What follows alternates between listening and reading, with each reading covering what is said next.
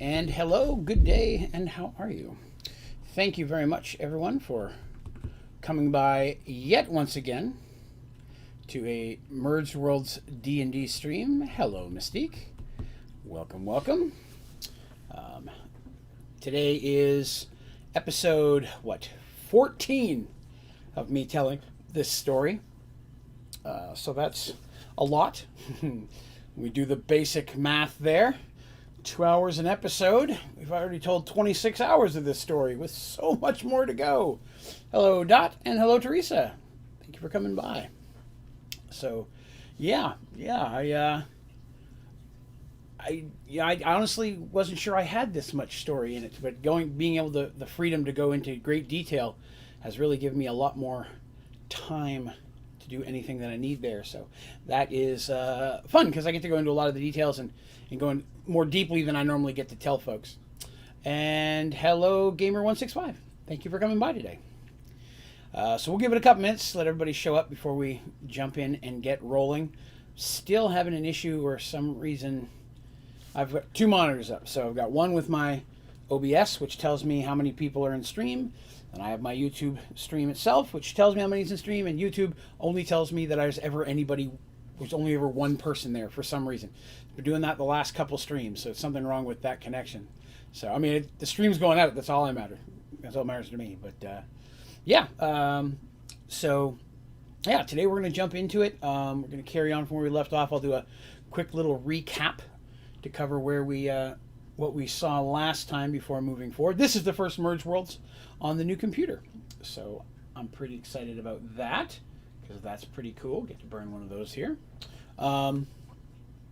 Before I get started, if you enjoyed the story today and you're hanging out, thank you very much for coming by. Be sure to click like if you don't mind, and subscribe if you haven't already. Most of the main characters that I talk about, if you'd like to know what they look like, you can go to Onlydraven.com, and at the top there is multiple pages. One of them is characters, and if you go there, I have actors or famous folks that I base the looks of these characters on. I do that so that when I'm telling the story, or even when I'm actually running the Dungeons & Dragons campaign, when I'm explaining what someone looks like, there's a visual representation. So what I'm seeing in my mind is what you see. Early on, I didn't do that.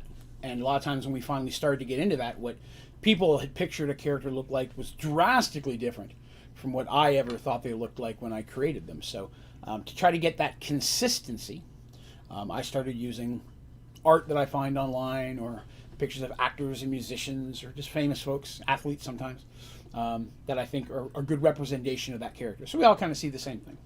So that's on the website as well, so feel free to check that out as well if you're wondering what any of these main characters look like.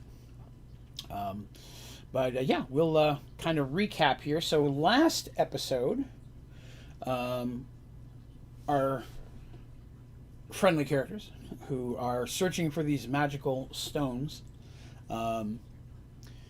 were given several prophecies earlier on, and it was determined in this last episode that one of them was talking about an area to the north, which was a dead magic zone. The prophecy was that one of the stones is in a place where even the gods can't see, because it's a dead magic zone, allows no magic to work within it, including that of any type of cleric or omnipresent power. So gods, being magical in nature, could not go in there unless they took a purely mortal form. And that has never happened in the story up to this point, so it's not something I've ever had to work with, but something we have discussed. Can a god give up magic completely? If they do, they don't have the ability to turn back. If they do have the ability to turn back, then they technically still have magic. So funny little way of looking at things to try to hash that out. They decided to head north to do that. As they traveled north, made a little scenic trip by the Valley of Sacrifice. The Valley of Sacrifice is where the big battle took place. That was kind of the end of the first chapter of this story, or of these characters anyways, where there was a flying castle, flying citadel in the sky, and it crashed into the battlefield below. It was a valley, a very perfectly round, domed out valley, where it all took place, and many people died there, many creatures, many people, many warriors, and then when the castle fell, crushed even many, many more of them. So it's where a lot of the main characters died and then were brought back to life months later by Zoltan. That's the characters we have in the story today. And they haven't been back to it since. So returning there, they found in the rock side of what would have been the flying castle, it was a castle on a chunk of earth that had been ripped up. As it fell in the bottom part, they found a way, perfectly smooth, unnaturally made kind of entranceway, and down inside was some type of arch that was very large and undamageable, made of a material none of them could recognize. Again, nothing appeared to be made naturally. They don't know what it is, but it definitely gave off some serious magical juju. So, Neon asks, a god could go mortal and the ascend by proper rites, right? It depends on exactly what fantasy world you're talking about. Like in Dungeons and Dragons, there have been stories and tales where a good one in Forgotten Realms, where all the gods were basically kicked out of the heavens and thrown down to the world because they'd been petty, and they were being punished by the implication that there were even a higher level of gods above them. And they were able to die. Some of them managed to keep some of their power, some of them saw it coming. A lot of different stuff there. In Dragonlance, there have been situations where the gods have given up their powers to go mortal. To be honest, I haven't finished reading that story out, but I know that it happened at the end of the War of Souls, and it implied that they had no magic left. They were purely human at that point. But in other classic literature, gods can and sometimes could ascend, or another god could give them back their power. Or they can hide their magic in an item or artifact, and by retaining that, they could use it to get their powers back. It's not something that I've come across in my world where I've had to make a determination of whether they can or can't. So I'll leave it up to the nobody knows, because I'm one of those nobodies. Until I'm in a situation where I actually have to figure that out, I probably won't make a decision, only because I don't want to lock myself into something that could limit me from storytelling in the future. And if I get to a point where that works and I'm like, hey, something like this has to happen, maybe. The closest we're going to come is the goddess Pandora, who right now is, if you remember, she was defeated and her essence was broken into different parts, and that's the box that the characters found early on in this section, and then they took to the temple in Paxawal that they now have a hold of. And supposedly, if all of those pieces were released, all the essences inside those boxes, Pandora would then be able to take full form on the world and supposedly try to take it over. She's tried before, which I did for a couple of reasons. I wanted, a lot of times it's the main god of evil that's always the one trying to take over the world. And I thought that it'd be interesting if the main gods, good, neutral, and evil, the primary, the eldest of them all, weren't that. They all agreed with the balance. They all agreed there's a problem, but the children, or the ones that were under them, are the ones that did most of the petty squabbling. I thought it'd be interesting to kind of go that route instead of, I'm the evil god, so all the evil gods follow me, and we're going to do this. Even the evil gods could fight against each other, goods and neutrals could fight against each other, and opposites. But the primary ones understand how important a balance is, and they don't ever directly try to overthrow one of the other main three. They're a symbiotism that they know works and is required for there to be any type of adequate survivability. But I have a really interesting thing to add to that I can't add right now, but is really important later. So if you want to hashtag this conversation, because this will definitely be important much later on. Overwhelmingly so. You could say the most important thing ever in the entire story in Mergeworld universe is a continuation of this conversation. So it's interesting we got into it, because I hadn't planned that. But yeah, I will keep going before I give up something I shouldn't. But they found that archery thing. They camped on the outside of the thing at night. That evening, while resting, Artemis was on watch, and then suddenly there was just a dude beside her that was long white hair, pale, obviously magical, somehow ensorcelled the rest of the party, so they didn't wake up. He had even taken the stones that they'd gathered so far. Now, I bring that point up because I have to make a correction. I made an error last time. and it was an omission myself, but in the episode before that, Dandy had merged the water stone, or the water gem, to her hoopak, and used it to defeat Zarin. So in the last story, I said that when the mysterious gentleman was talking to Artemis, he had both the water gem and the what was the other one that they had? The fire gem in his hands. He was holding them. The reason I messed up that is in between those two events, it's Dungeons and Dragons. There's multiple mini battles. They're traveling along. They come across some goblins. They come across an owl bear. Whatever. As a minor fight here and there. And during a battle, the hoopak was damaged. It was broken, and that's the only way to get a gem off. And because it was a side thing, that fight itself wasn't important to the story, other than the fact that the gem was no longer merged to the hoopak. That was my fault. So that's why that was left out, and I apologize for that. The water gem is no longer on her hoopak, and she has since made another one, because there was some time in between there that she had the opportunity to do that. It actually was damaged in a little mini thing around the city. But while they're traveling, she made a new one. So the water gem is not currently connected to anything, and I did have to kind of put a pin in the hat there and go back and fix that, because thankfully somebody picked up on it that I missed. And I appreciate them pointing that out, because it totally slipped by me. But that's why the mysterious gentleman was able to have both the fire and the water stone in his hand, and then, fire and the water gem, right? Yes, water gem. And the life gem is connected to Artemis's staff. That's the 3 gems that they've got so far. And now they then went on into the Dead Magic Zone, which, if you remember, is basically post-apocalyptic, completely wasted New York, which is why it's Dead Magic, because there's no magic on Earth. And it was a city where they had previously found all the Gully Dwarves. That's where the Gully Dwarves lived. And they got back there and ended up being captured, only to find out that their old friend and companion, Fig, the gnome warrior who was raised by dwarves, was now living there as basically the leader of the Gully Dwarves. He brought all the clans together under himself, and was teaching them how to basically survive and defend themselves, because the little Moog was one of his. He had a little Gully Dwarf boy named Moog he'd saved, that he was very fatherly to, and that ended up dying saving their life. So he felt very protective of Gully Dwarves at that point. And I think I may have mentioned this, and if I didn't, I'll mention it now. I think he should have referred that he even had a wife at that point. Didn't specifically say it was a Gully Dwarf. Didn't say that it wasn't. But he did say that he does have a wife at this point. He's taken a love interest. So there's that. So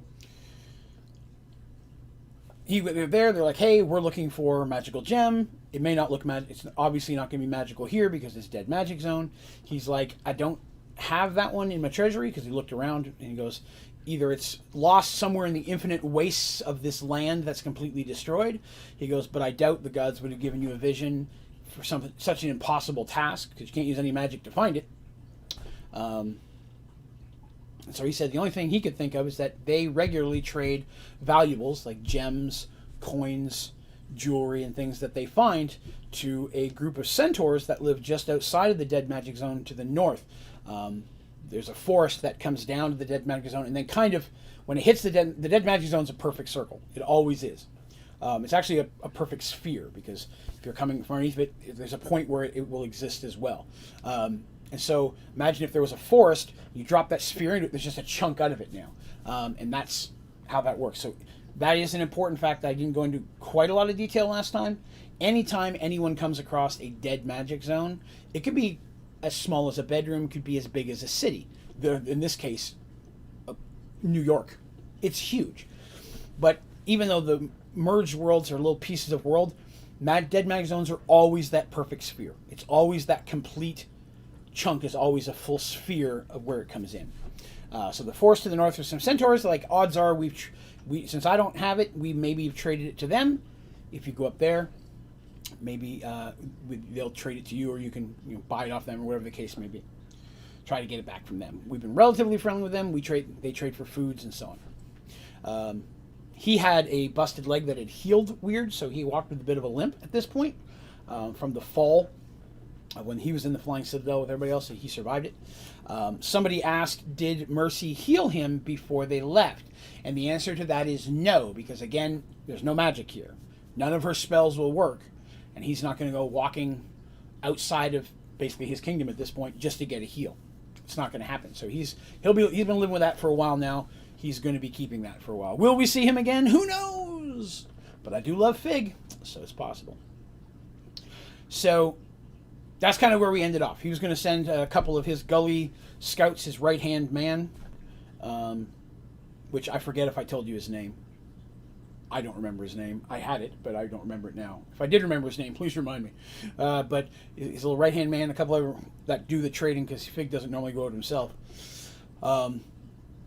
gave another bag of the gems and stuff, said, hey, maybe you can trade. Here's a whole bag. Said, hey, we just want that one. Here's a whole bag of it, kind of thing. And did give them some treasure. They have a chest of holding, and they always carry some treasure with them, because you never know. They just can't get into it until they get out of here into where the centaurs are. So, because again, no magic. So that's kind of where we left off last time. So real quick before I jump and start moving forward, did anybody have any questions about any of the stuff that I just talked about, or something that I may have missed or need to clarify about what we've already covered? It was Drac. Yeah, I thought that's what it was. It was Drac, or it was Drek. I couldn't remember if I said Drac or Drek. Again, this was so long ago. It's one of those things that I unfortunately don't have the official thing written down. We're going to go with Drac, because I like that. It sounds good to me. Hello, Midnight. Hello, Kitty. So yeah, it's Drac.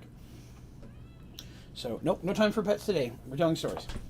So yeah, Drac and a couple other miscellaneous warrior gully dwarves are going to be leading the party northward out of New Gullyville, which is what New York basically is now, and help them talk with the centaurs and such. Centaurs speak common, gully dwarves aren't that smart, but to add some credence to their story.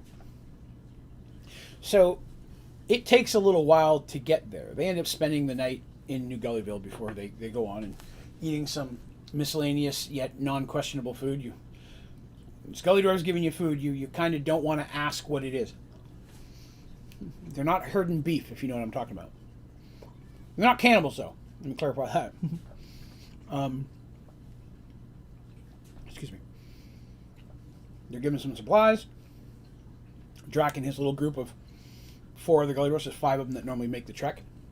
He grabs his little mini team of warriors and they decide to head out the next morning. So Fig sees him off, wishes them well, says if you can ever be assistance again, please come back through. But he would ask that they tell no one, even the temple, because they told them all their story, what they've been up to, that the gullies live here like this, that the less people know about the gully dwarfs, the less people may come in here to try to hurt them or take away what they have.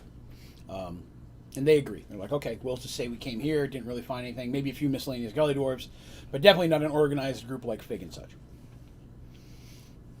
He appreciates that and wishes them well. So they travel a good chunk of the day, because they were in the southern section of this dead magic zone of what was New York. They have to travel through, again, busted up city, a lot of it completely torn up, unpassable. The gullies have a regular path they take, which normally would be good for most of the characters, but Darsh being a humongous is a little bit more challenged, and sometimes the gully dwarves, Drac has to stand there in frustration and irritants that he has to wait on Darsh. Drac doesn't like them. Drac doesn't like anybody that's not a gully dwarf except for Fig. He views everybody as a threat, and that's kind of how Fig's been teaching him. You know, I mean, that's because, to be honest with you, you should. Gully dwarves have been long abused and considered a waste race by most of the other races. And so viewing everybody more powerful than them as a threat is definitely what they need to do. And so Drac is someone who's taken that to heart. He is 100% loyal to Fig. So he does without question whatever Fig says, but he doesn't mean he has to like it. So he is leading them, and after a good 2/3 of the day are gone, early afternoon, they finally are getting to the area where Drac says within the next 10 or 15 minutes, he says it way slower, very soon, we be out into trees, or we be in trees, which is the symbol of we're now into that forest. And very irritatingly, he points at them and says, "You let me do talking. You no speak."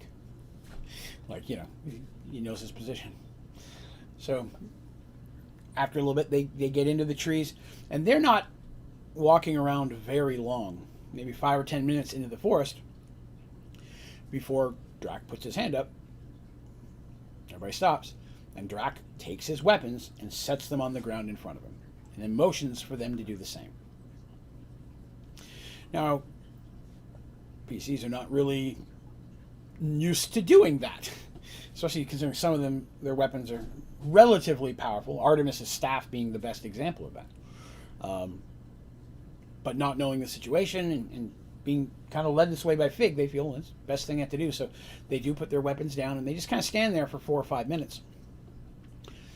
And Drac occasionally looking at the rest of the party and with a grumbled look like this is all their fault. And then eventually, sure enough, out of the from behind the trees, the centaur comes out. The centaur looks very, very, I wouldn't say nervous, but wary of the party. He's well armed himself. Again, I should clarify this. You probably already know, but on the off chance that you don't, a centaur is a creature that the bottom half is a horse, and then where the horse's neck and such would go, you have the stomach and up an area of a human. So a centaur is a relatively large creature, but they also very commonly found living in forests and such, as these ones are. So the centaur comes out, and I'm kind of looking at the party a little bit, focuses direction on Drac, nods, and Drac bows. You can see Drac bows in a very stiff way, like he's been shown how to do this by Fig. And he says, "Friend Drac, we were not expecting you for several more weeks, and we are concerned with the party you keep today. What has brought you into the forest?" Drac goes, "Greetings from Highbolt Figgy. He sent us to speak with you. These Figgy's old friends. They looking for rock. Figgy said you might have rock, so he had me bring them to you to get rock." And he kind of smiles and looks at them like, "See, I did a great job. I know what I'm talking about." And the centaur nods, like, politely, "Okay." And he turns to them and he goes, "Is there a particular rock you're looking for?" Artemis, as always, steps up a little bit, because even the clerics recognize very quickly that she is a cleric of Tavian, the god of healing. And you can see her holy symbol hanging from her neck. Centaurs themselves, like any race, can go from good, neutral, to evil, but anyone's going to recognize, that. She steps forward, introduces herself. They nod, politely and such. And says that what our small friend here has said is true. We are traveling in search of a stone, a particular stone, and we were led to believe it might have been where King Fig lives. Fig says he doesn't have it, and that he trades gems and valuables and things to you and your clan in exchange for items, and suggested he may have had it at one point and traded it to you. If so, we would like to speak to you about potentially trading or purchasing it back.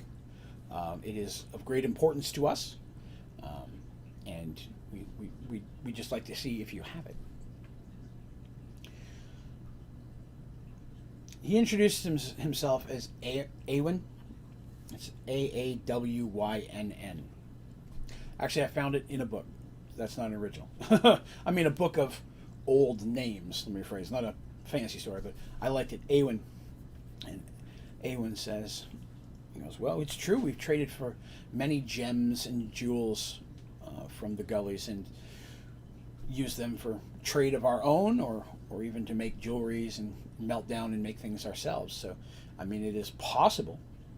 What does this gem look like?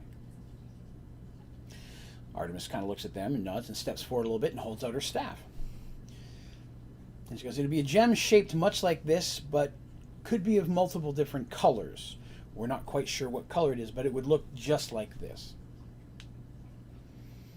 He looks at it, and a bit of a frown shows on his face. He said, so you're not looking for a stone, you're looking for a magical gem. And the party kind of gets that sinking feeling in their stomach, like, oh crap, it's going to be way harder to get this if they realize it's of value. And Artemis nods and said, yes, it is one of a set that we have been tasked by a very powerful being to track down and gather. We have this one, and we believe that another one may have come into your hands. And he's like, oh yes, I'm quite familiar with the gem. He goes, but you're not going to like what happened to it. Mercy speaks up and says, well, I mean, whatever's happened, if you've sold it or traded it, if you'll point us in the direction of the new owner, we will do our best to see if we can purchase it from them. He goes, well, it's definitely in the hands of another, but it's not something we traded. When we returned to our home, deeper within the forest, with the group of bag of trade goods that we'd received from the gullies, we gave it to our leader. And very quickly, our leader, being very knowledgeable in magic, realized that was a stone of power.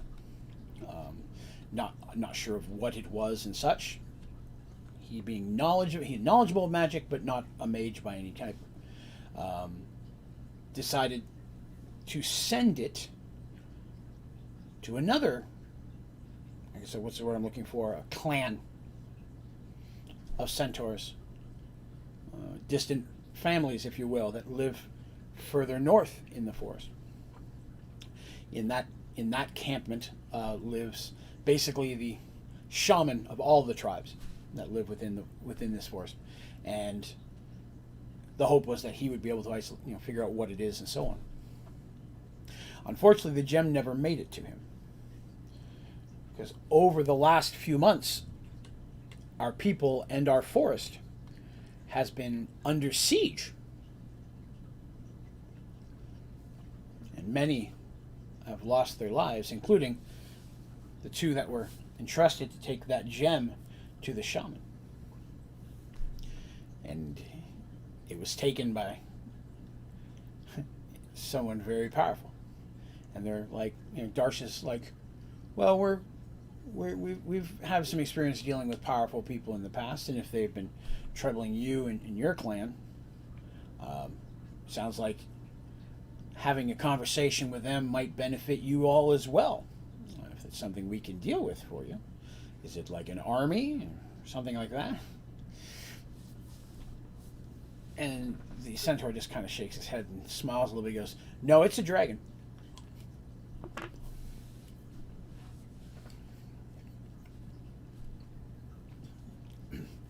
Party's a little dumbfounded with that. So that's not something they've had to deal with. A full dragon is not something that these guys have, as a group, really had to deal with through pretty much all of these adventures so far. Dragons definitely exist. But dragons are no slouches. Oh goodness, what color is it? Says Dandy. She's very excited. I haven't seen a real dragon since I was 7. Did I ever tell you about the time that I saw a dragon when I was 7? And then she just starts going on about a story until Darsh just finally puts his hand in her mouth not now, Dandy. He says, the dragon is green. Now I say the dragon is green. And the reason they asked this, and the reason why you would want to know this, listening to this story, is that different dragons, depending on their color and such, can notate whether or not they're a good dragon, an evil dragon, a neutral dragon.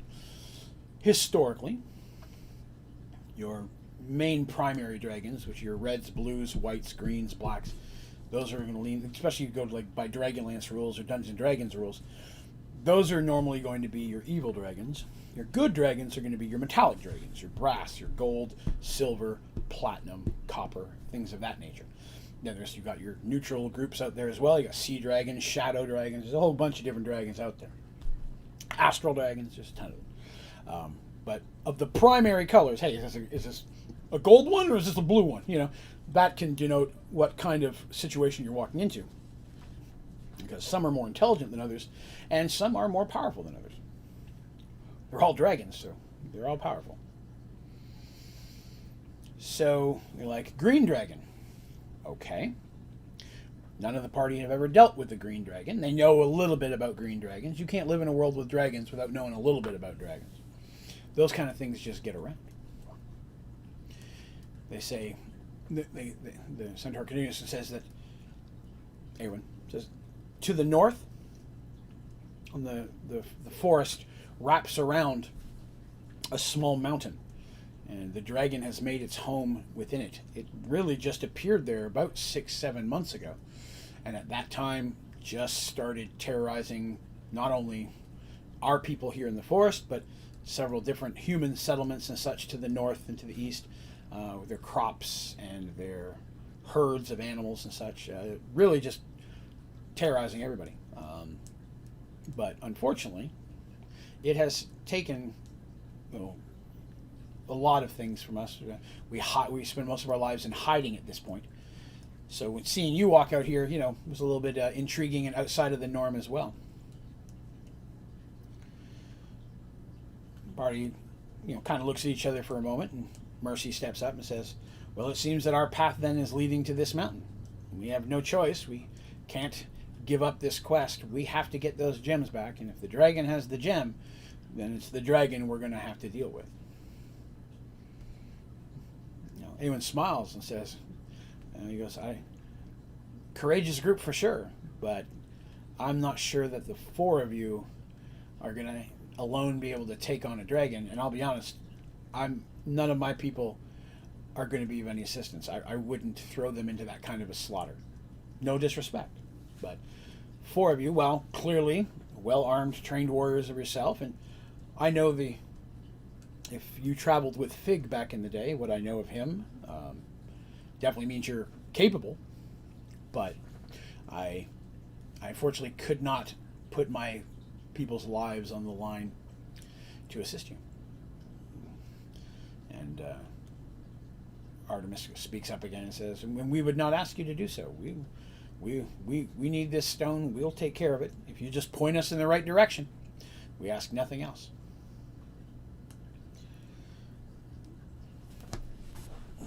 Centaur says, that I can do. He goes, I will at least send someone with you. He went himself. I will myself go with you as far as I feel is safe, to at least get you a distance of the way. So that way you don't get lost. This is a large city, or large forest, and should you come across others of my kind, they may not be as inviting. I will travel with you as far as I can to make sure that you don't run into any issues of that nature, which the party appreciates and accepts. So I will lead the four of you on. Don't forget me, comes the voice of Drac. And looking at me goes, I going too. Artemis goes, well, we appreciate it, Drac, but you only needed to bring us this far. It's far too dangerous up there for the dragon. It'd be best if you return home. Drac goes, nope. Figgy said go with you to get stone. Dragon has stone. Zach goes. Figgy said to. Danny's like, I don't think that's what he meant, Drac. I think he meant bring us here to find the stone. But we're here, and now we kind of know where the stone is. You don't have to come along. Drac said, nope. Figgy said, take you to get stone. Stone is with dragon. I go with you. That's where we find dragon. Then you get stone. Then I go home. Then I don't have to look at you anymore. He's tapping his fingers like he's counting, but it's clear that he has no idea what numbers, because he can't count that high. He goes, that makes sense to everybody? Which was probably one of the best sentences that they've ever heard a Gully Dwarf say. Drac is has slightly more intelligent than some of the others, which is probably why Fig would have chosen. Not only is he a good follower, but he's a good leader as well. Party's dumbfounded. They're like, well, we can't go marching around with a bunch of gully dwarves through the forest. And Drac says, no, they go home. He turns to him and goes, you go home and you tell Figgy I go help Figgy's friend get rock. Then I come home and have dinner. And they're like, oh, that sounds like a good plan. Have dinner. That's pretty tasty. And then they go into a small conversation about what they're going to have for dinner. He goes, I don't know. I'll cook something good. Meaty? Yes. Maybe fat rat. Oh, I caught a fat rat last week. And they go on a little tirade. And the party's like, we have no idea what's happening. But sure enough, little Drac is going to be going with them to get the gem. At this point, probably more of a liability than a benefit. Drac has a little hammer. A little war hammer, let me rephrase it. It's not like a little nails hammer. It was made by Fig, who has some blacksmithing skill. That's something that the original person who created Fig the character, who put him together, because he was raised by dwarves, he had way more dwarven type skills than gnomes. So he had blacksmithing. He didn't have jewel crafting, but he did have blacksmithing and weaponsmithing. So he's been melting down metal and using parts from New York. Rusty or not, you got to agree there's going to be a ton of metal there to be worked with. And so making weapons and such, and traps and things to defend and arm his people is high on his priority list. So he built up a little forge. This guy has one of the best little ones he made. So he does that, and he also carries on his back a spear with a metal arrowhead, or metal head, if you will. That again, made by Fig. The hammer's for up close, the spear is for throwing. He's not really a melee spear fighter, but he's little, but it's a sharp thing. If he gets close enough to poke somebody with it, he could do some damage.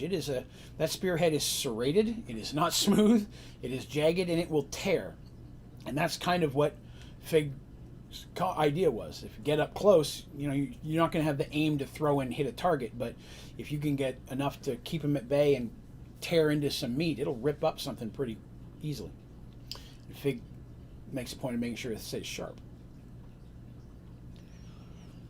So the centaur, Erwin, says, oh, well, so be it. I will lead you there. And they proceed to head northern even further up into this forest. So they're getting further and further away from home. As they travel, they ask some questions about the area. And Eowyn explains that during the Great Merging, a chunk of the forest they lived in was put here. And part of this forest was not their forest. It was from another world that also had centaurs in it.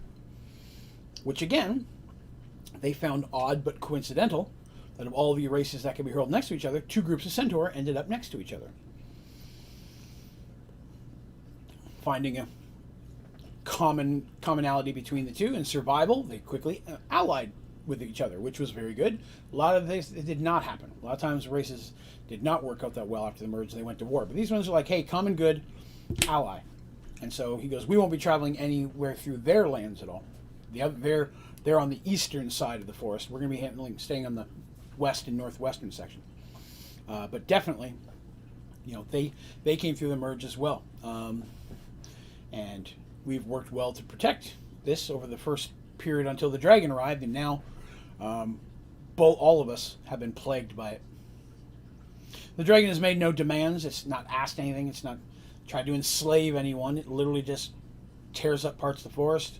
Occasionally, it will go through and just destroy large swaths of land. Green dragons do not have a fire breath, by the way. They breathe a noxious, poisonous gas, which will kill just about anything, including plants, if it seeps in enough and gets into the soil. So destroying chunks of the forest, making it inhabitable, anytime it comes across any one of my people, usually kills them, takes whatever they have as well. When we found the bodies of those sent to take this stone to the shaman, the bodies had been torn asunder but all of their personal items were gone. Like a dragon, they still hoard their treasure. But a dragon would very quickly know that that thing has magic in it. Dragons, regardless of whether it is one of the more intelligent or even one of the less intelligent dragons, definitely all have some form of magic. And so the party realizes that whoever that is, whichever stone it is, because Awen says he does not remember the color. He was not one of the ones that was there originally, so he never got to see it. So I don't know which color it was. We couldn't figure out what it does. We didn't want to try to use something magical till we knew what it was, which is intelligent. Don't try to mindlessly use magic items until you know what they do, because they can be cursed and they can mess you up. But he says, if you can deal with this dragon, man, you can take it. I mean, he goes, I am not the leader of our people. He goes, but I'm high enough rank that I can make that call. If you can defeat, either kill or run off a dragon from terrorizing our people and our lands, you may have the gem. We will make no arguments in that. Sorry, a little quick message from my wife there. Okay. This is all conversation while they're traveling, of course. While they're traveling, Dandy has been talking to Drac, telling her all the stories she knows about dragons, which has not been helping his confidence, to be honest with you. Dandy's like, oh, and they're huge, and they squish you, and they sometimes rip you apart and eat you, and they like to chew on you, and they torture you first. Sometimes some of them are really bad, and they'll just keep you alive and torture you for days and days, and just going into details. And Drac, while trying to maintain his courageous look, is definitely looking more and more nervous at the prospect of what he's taken on. But in his mind, he was told to do this by Fig. Even though Fig really didn't mean this, he's taking Fig's word literally, and he doesn't want to let Fig down. So he continues on with him. And they finally reach a point where you can start to see the mountain in the distance over the trees. They're in a small clearing in the woods, and you can see the mountain poking up over there. And he's like, okay. He goes, that's the mountain, and I will go no further. But you will not find any of my people between here and there. And they're like, we didn't see any of your people the whole time we've walked here. He goes, well, we've walked by several groups of them, but I let them know that you were with me and I wasn't a prisoner or anything of that nature. And they're like, okay, because centaurs are not small. Picture it's a horse body. They're good. They're tall. They're Darsh size, But they did not see or hear any of them in the woods. But Eowyn is clearly saying, oh yeah, they're up there. So they're like, okay, well, we thank you for that then. Should we be successful? Should we find you? He goes, no. He goes, just on the edge of the mountain, if you go around to the north of it, you'll exit our woods. That would be your best bet. If you're successful, or you survive, any of you, you've no need to return here. You can follow that, and you can follow the forest around the southwest side, if you will, and then that will lead you back to Fig into your home. And they're like, okay, well, they thank him for his help, and they move on. So, a dragon is not something they've fought, but they're relatively knowledgeable. Actually, the most knowledgeable of them happens to be Dandy. Dandy knows a lot of stories of dragons, and while they only know that some of the stories are very greatly embellished and stuff, she does seem quite knowledgeable in their abilities, and what she explains, like the poisonous gas part, which Eowyn had confirmed when he was with him. So they're like, okay, green dragon.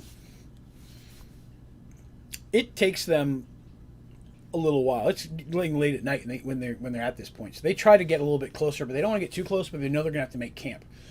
They're going to do so without a fire, because the last thing they want is a dragon looking down from the mountain and seeing them. They don't know how powerful this dragon is. Magically, he may already know they're here. So they do their best to try to hide and sleep in the cold within the trees itself. It's fortunately, like I said, a fall here, so it's not really cold. A bit cool at night, but nothing really bad. But they're extra vigilant on watch, looking for anything big in the sky. But the night goes by without any problems, and nothing accosts them.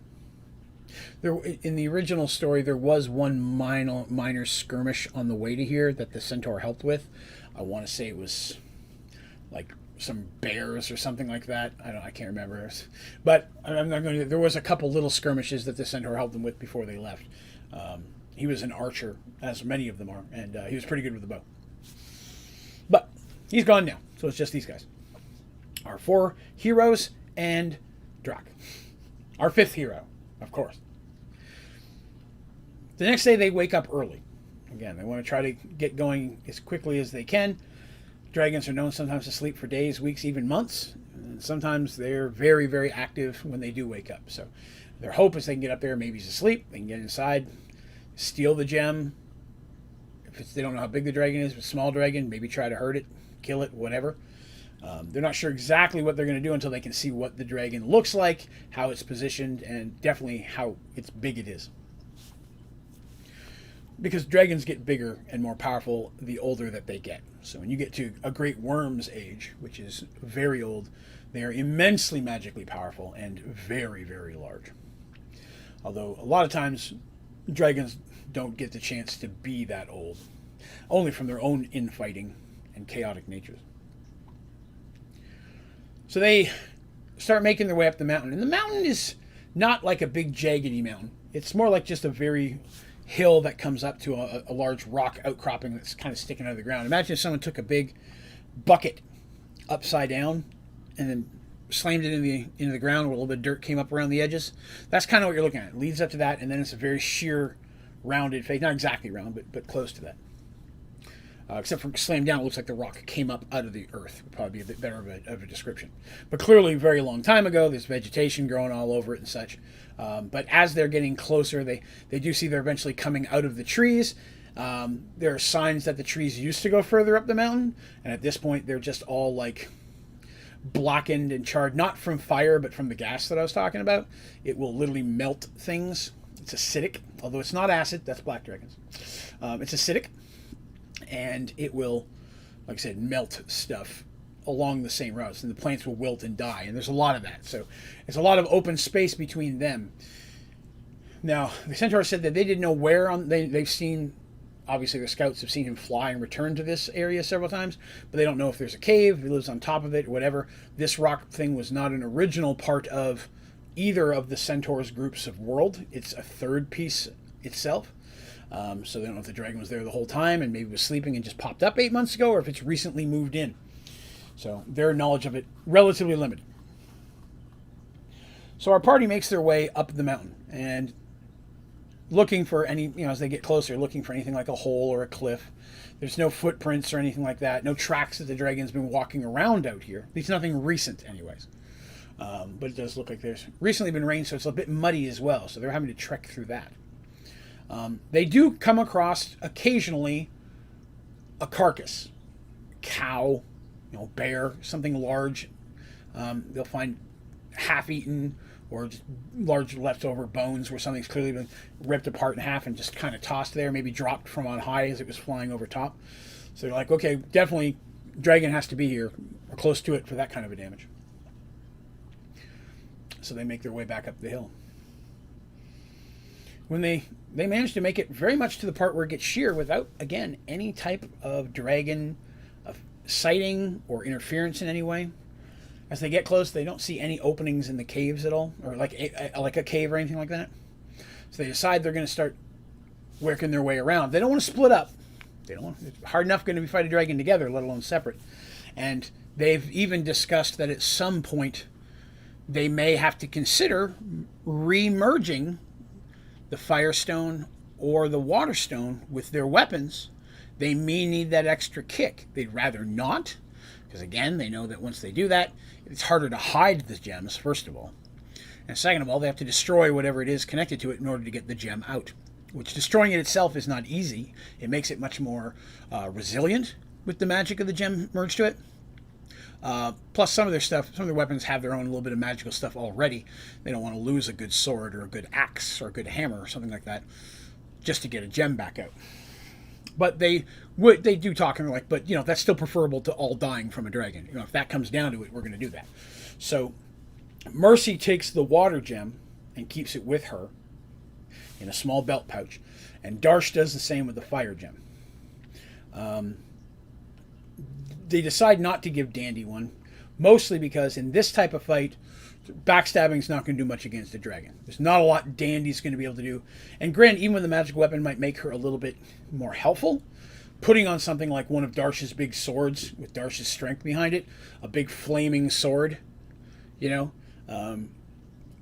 Mercy merges the water one with her Morning Star. Who knows what type of blunt, what that would do. Fire and water not completely opposed to the green dragon itself's breath ability, but who knows, right? If she can surround herself in water, maybe it can't hurt her. Darsh's fire might burn it away.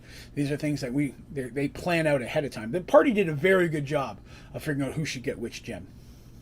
Plus, I think it was one of those things where since Dandy had already got to try one, they decided the other guys wanted to try one too, if they needed to. So there we go. They start making their round. They decide to go northwest around first because that's the direction they have to leave if they're going to leave anyway. So if they can find it over there, why waste their whole time on the other side of the hill? And they get around early morning to where they're almost on the pure west side of this rock face when they finally see a large hole up in almost 15, 20 feet in the air from where they are. Again, a very, very, very sheer face here. It would require some climbing. There's no walking up into this cave. Now, it's large enough that a dragon might be in there. There's no sounds coming from it, so they don't know for sure. But as it's the first and only opening they've seen, they very quietly discuss and say, well, we should at least go in and check it out. Because if it's not, then maybe it's connected with the right one. Maybe there's tunnels in there. We can find our way to the dragon without having to keep climbing up and down. Which is a good idea. It's agreed that Dandy will go first. Dandy is an infinitely better climber than anybody else here. Darsh being the second best climber, oddly enough. A lot of people might think because of his weight and size that he would not. But he was raised on ships, climbing up and down rigging. So climbing, especially climbing ropes and such, climbing rock faces may not be as good. But if Danny can get up there and find a rope to tie something, going up and down ropes with his strength, he's actually very, very good at that. He was a seafaring race at heart. He's also wearing less armor than Mercy. Mercy's actually the one that has the hardest challenge normally, although Drac has no idea how to climb, so they've already realized they're going to probably have to tie a rope around him and just pull him up, which he was not real happy about. Dandy manages to make it up there without any real issues, which is normal. Dandy is a hell of a climber. And she gets up top, she's peeking in, and she doesn't hear or see anything, but it's very dark inside. Now, she has infravision, but it's very bright outside. So her eyes are not able to drop into an infrared spectrum until she can get further in the dark. But she silhouette-wise, with enough light that's going in there, she doesn't see like a big old dragon just sitting there. Definitely the cave entrance goes in a good ways. But she does know almost immediately, within being a foot of that entrance, how bad the smell is. The smell of just rot. Rot and flesh and death. She wants to tell the party that. She really can't, because now she's only a foot away from the entrance, and she doesn't want the dragon to hear, because dragons have very good hearing. Or so she's been told. So she continues on, but she does plug her nose and go like, trying to give a thing while hanging there. To kind of give them an idea, and they get an idea. Stinky, okay. Good sign. Dandy climbs up inside and very quietly proceeds in a short distance. Instead of waiting to give anybody else a signal to move up, she wants to take a look and see if there's something she can tie a rope to or any signs whether or not this is the right place. It was agreed that she would look around a little bit, but not far. But it's a waste for everybody to climb up there if they don't need to.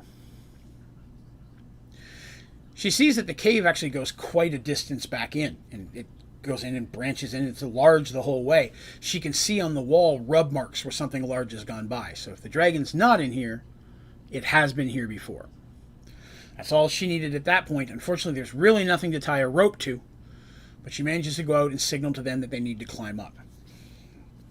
Darsh carries with him a rope that he'll let down to pull up Drac if they need to, because he's just strong enough to, he could probably one-hand the little gully dwarf. He's a tiny little guy compared to Darsh. But they make it up inside. They all make it up to the top without any real issues. Again, nothing attacks them. Nothing actually there. And at this point, they're starting to believe, hey, we may be here when the dragon's not.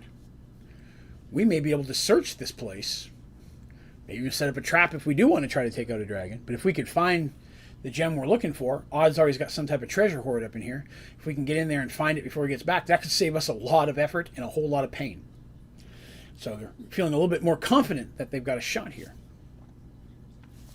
So very, very carefully and quietly they move through. And they've always been very pleased with how quietly Drac can go. Drac is very quiet. Again, he's used to sneaking around and trying not to be found. That's one thing the gullies are good at, is hiding and staying quiet and unfound when they need to be. And he's very good at that. But as they're traveling in, they can see bits and pieces of animals, plenty of bones and such, even the remnants of what was probably human or centaur at some point. I was asked by the party at this point, why would the dragon be targeting centaurs? And I explained it this way. A dragon can eat a human and may find that a good meal. Dragons definitely going to eat a cow or a horse. A centaur is a human with have a horse attached. That's an even bigger meal. Make sense? You know? Why wouldn't they want that? That's a much larger meal. If you choose between a human or a centaur and you're a giant dragon, you want to eat the thing that's bigger, the most filling. I would think that's common sense. But they make it inside. They're trying to not step on the bodies, and as they're going across the bodies and such, they're not seeing anything of valuables like clothing or anything. They're like, okay, no treasure, obviously. It must be deeper inside the caves. And as they're going in, the caves are actually going down a little bit, down inside the rocks. They're having to make their way down. And they continue on, and Dandy is ahead. Well, she's not searching for magical traps. Artemis is not searching for magical traps, which normally she would do in a situation. But her casting any magic could very well alert a dragon just with its magical sensing that there's somebody there, and they don't want to trigger that at all. So they're hoping there's no magical traps. Which is a gamble. But there's no physical traps. Dragon's not going to put a tripwire. But Dandy is staying up front, so she's quietest of all of them. If she needs to, she can kind of wave them back and they can run back out.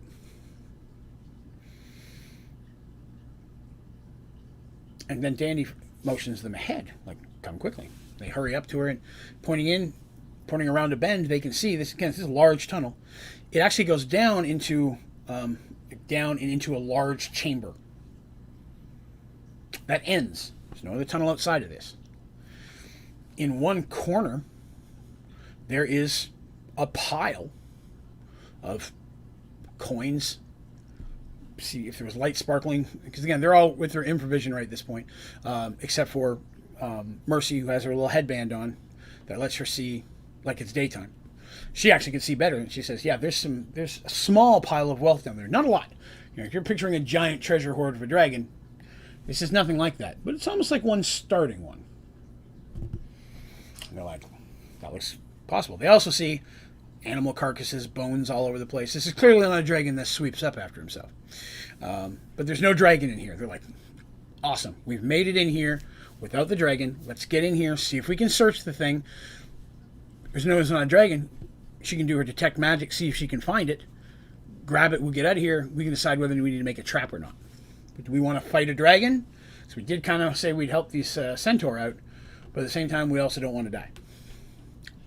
It's a very astute view of their main goal is not die. So they quickly move in. Searching room, nothing alive. On the ground, nothing like that. They get in there, start making... And then they hear a noise coming from the opposite side of the chamber from where the treasure is. They already had their weapons out. There's no drawing weapons. But they quickly get into position to ready to attack, assuming there's somehow, maybe there's a cave or hole that they didn't see the dragon could be hiding in. It'd be a big hole. But instead, what they see is a creature they've never seen before, chained to the wall. A creature unlike anything they've ever imagined. Imagine, if you would, a large humanoid praying mantis. Very difficult to describe. But imagine, if you would, 4 arms, 2 large legs, the longer body of a praying mantis. Not quite as long, but still longer. The thing stands probably 13 feet tall.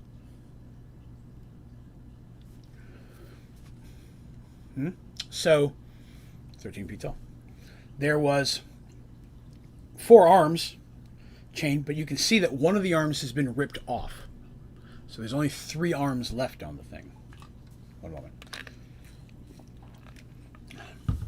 Sorry, throat. And it appears to be making some kind of noise. It's still alive.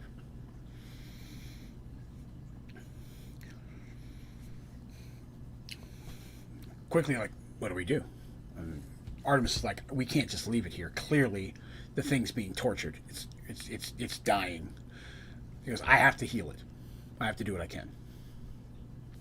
And Mercy's like, we don't know if that's an intelligent creature or whether or not that's just an animal. It could attack us. It's big. It's Darsh big. It's bigger than Darsh big. Artemis is like, still, one way or another, I can't just leave it here like that.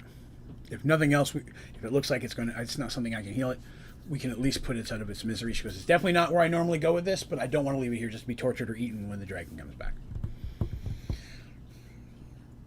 Darsh says, I'll escort Artemis over there. You 3 start searching.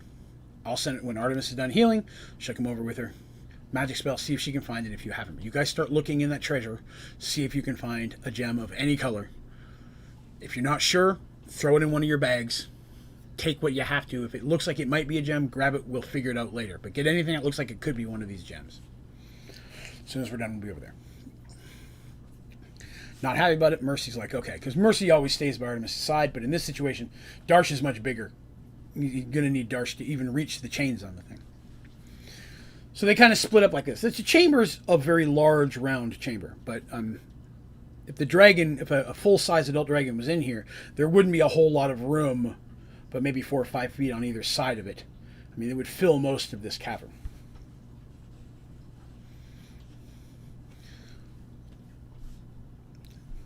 They start searching the treasure.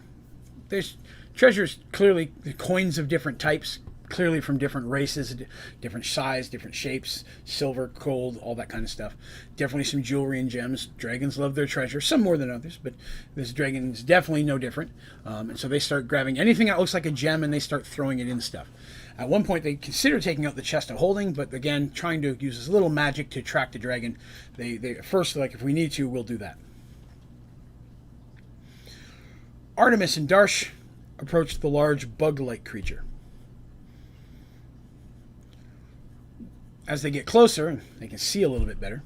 So again, at this point, they're all in the infravision spectrum. As they see a little better, they can see scraps of what was some type of clothing on it that since then has mostly been shredded or just hanging there. Leads them to believe that it at least has some form of intelligence enough to clothe itself. It's not just an animal. The thing's large bulbous eyes on the sides of its head appear discolored, like it's been punched in the face a bunch of times, but does appear to be following them when they move. So it is alive, though it's not saying anything.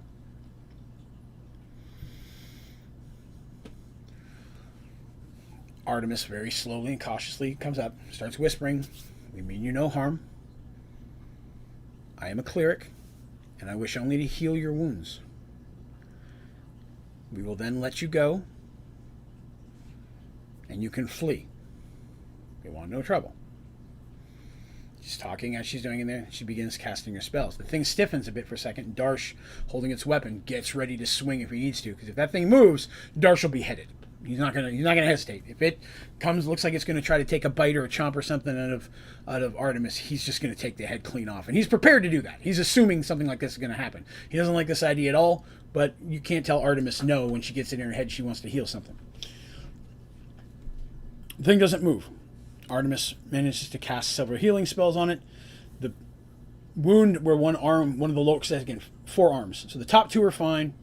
Then there's like a center 2. If you think of Goro from Mortal Kombat, the left hand lower one is the one that's been ripped off.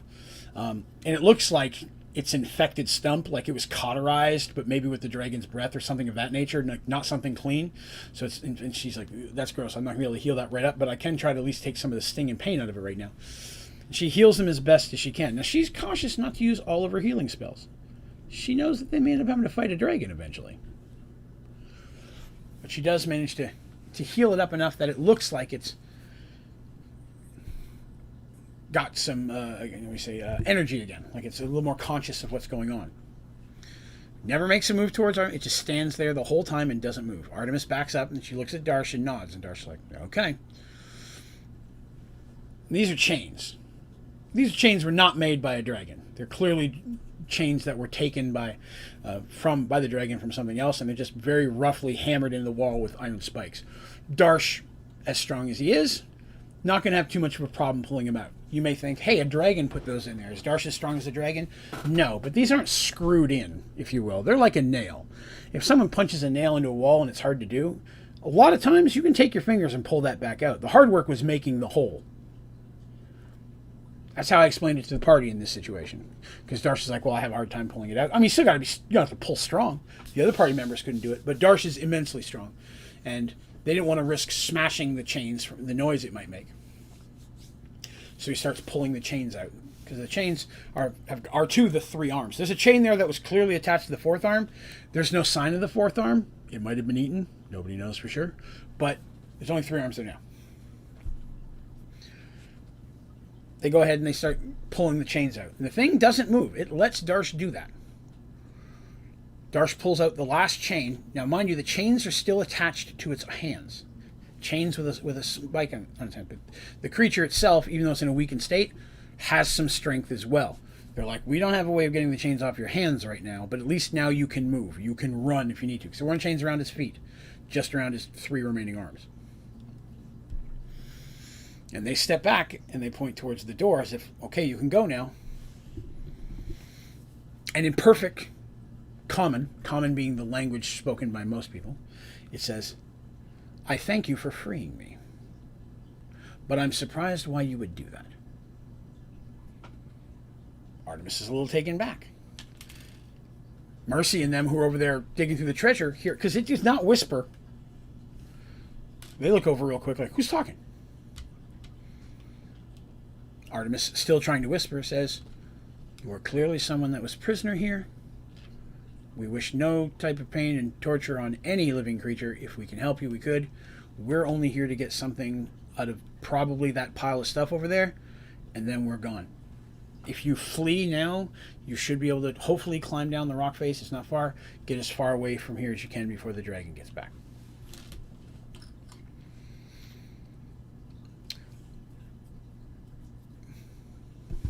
The creature, which for the record is called a thri-kreen. If you're not sure what that is, I will give you that reference if you want to look one up online. I apologize. I did not get a picture of a thri-kreen. I should have done that. Thri-kreen is Thri-Kreen. Thri-kreen. They're from the Dark Sun world, primarily, of Dungeons & Dragons, and one of my favorite creatures from that world. Thri-kreens are awesome because they're really intelligent, and not only are they ambidextrous, where you can fight with both arms, they can fight with all 4 of them. They're pretty boss. So, if you'd like to see what one of those look up, I do recommend checking it out. I will do my best to find a picture of one and throw it up there by the end of the stream. So, party's like, okay, well, yeah, so, get to going. The thri-kreen doesn't move. He says, I won't make it far. It has taken much pleasure in my torture and has kept me alive for a long time, much longer than my companions. I feel that it will make great effort to catch me again, and these lands are not my own. These lands I'm not familiar with, so I fear that I would not get far. But if you will allow me a weapon, should it come, I will fight to my death. I would rather die fighting this green beast than to run away in fear. So they're like, well, Darsh is a little nervous. He's like, he's big. This thing's tall like Darsh, right? Darsh is always the big guy. So Darsh is always nervous when other people who could be potentially big guys jump in there, because that could be a problem, Darsh could feasibly have some competition there. And I say that like not as in he's jealous, But that's one of the big things that helps him stay alive. He's the big thing that a lot of times can help defend the other people. Giving a weapon to this thing that they don't know anything about it does give him a cause for concern. Okay? So, something to think about. So, Mercy at this point has come over, and she couldn't really hear. She could hear the thing was talking, but couldn't hear exactly what it was saying. Artemis fills her in. He goes, "How long is the dragon gone normally? Should we expect him back any minute?" He goes, "Comes and go on a whim. Sometimes it doesn't leave for days. I've been here now for almost 2 weeks. The last of my companions died over a week ago. Sometimes it returns with other creatures, humans, and creatures that look like humans, but with horses, bodies of beasts.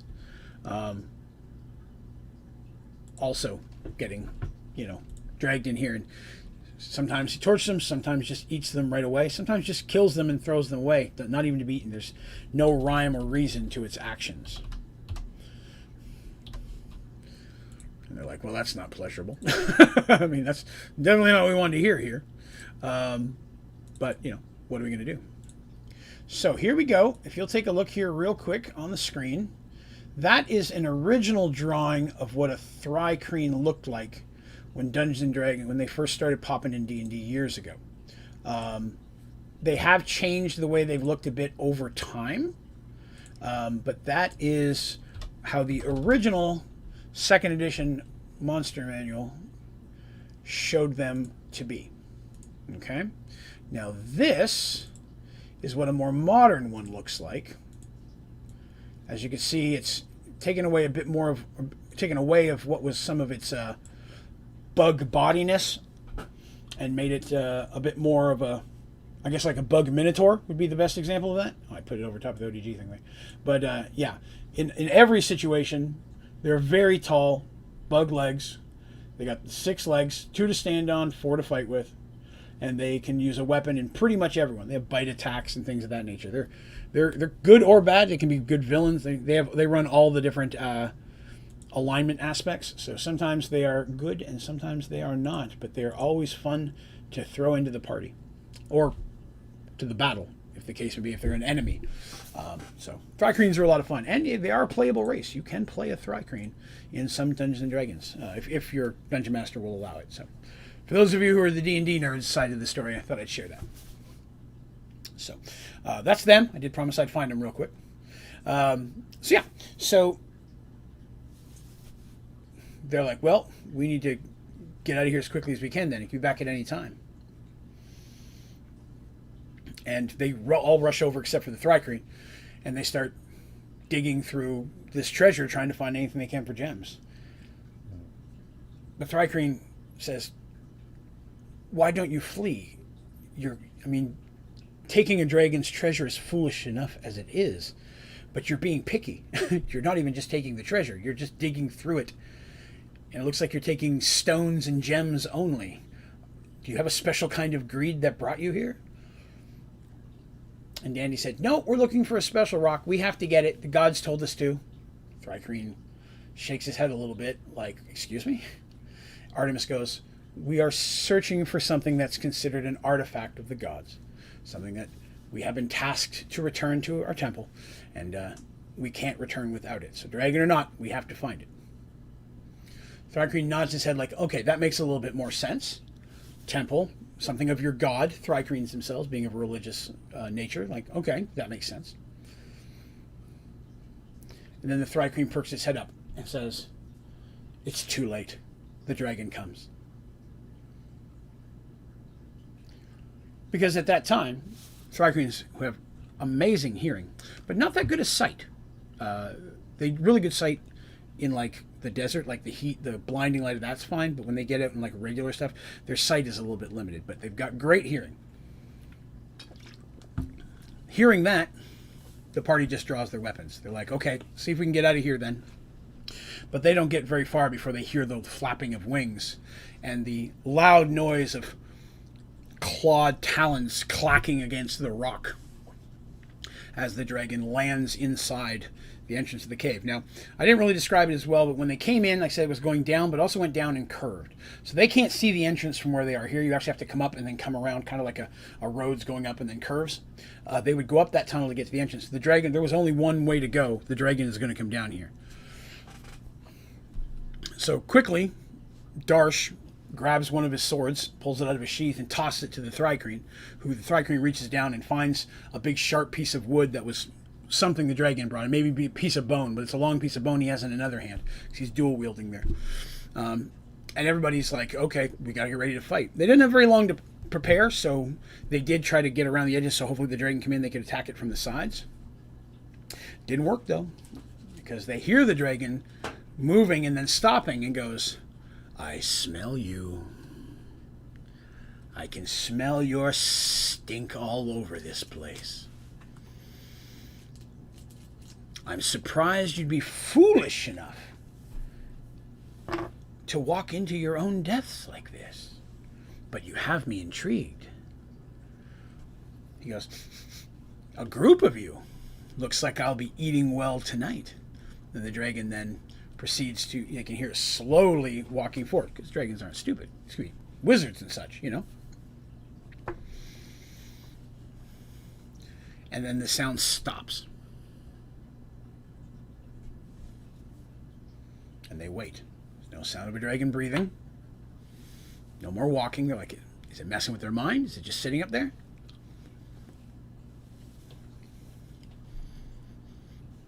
One moment. My throat. Should have brought some Halls up with me today. I have a scratchy throat all morning.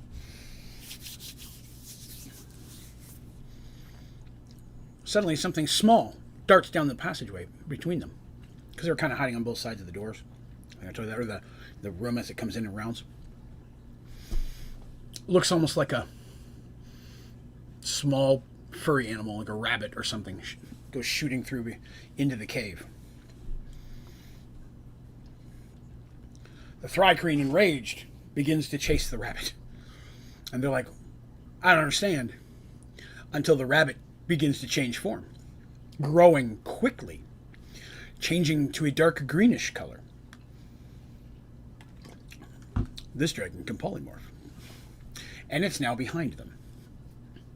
Instead of laying, hoping to get him as he came through the door, it shot through very quickly. And as it got through, it grew. And even the Thri-kreen swung with its sword. The clang off of the dragon's scale can be heard as the dragon reaches its full size.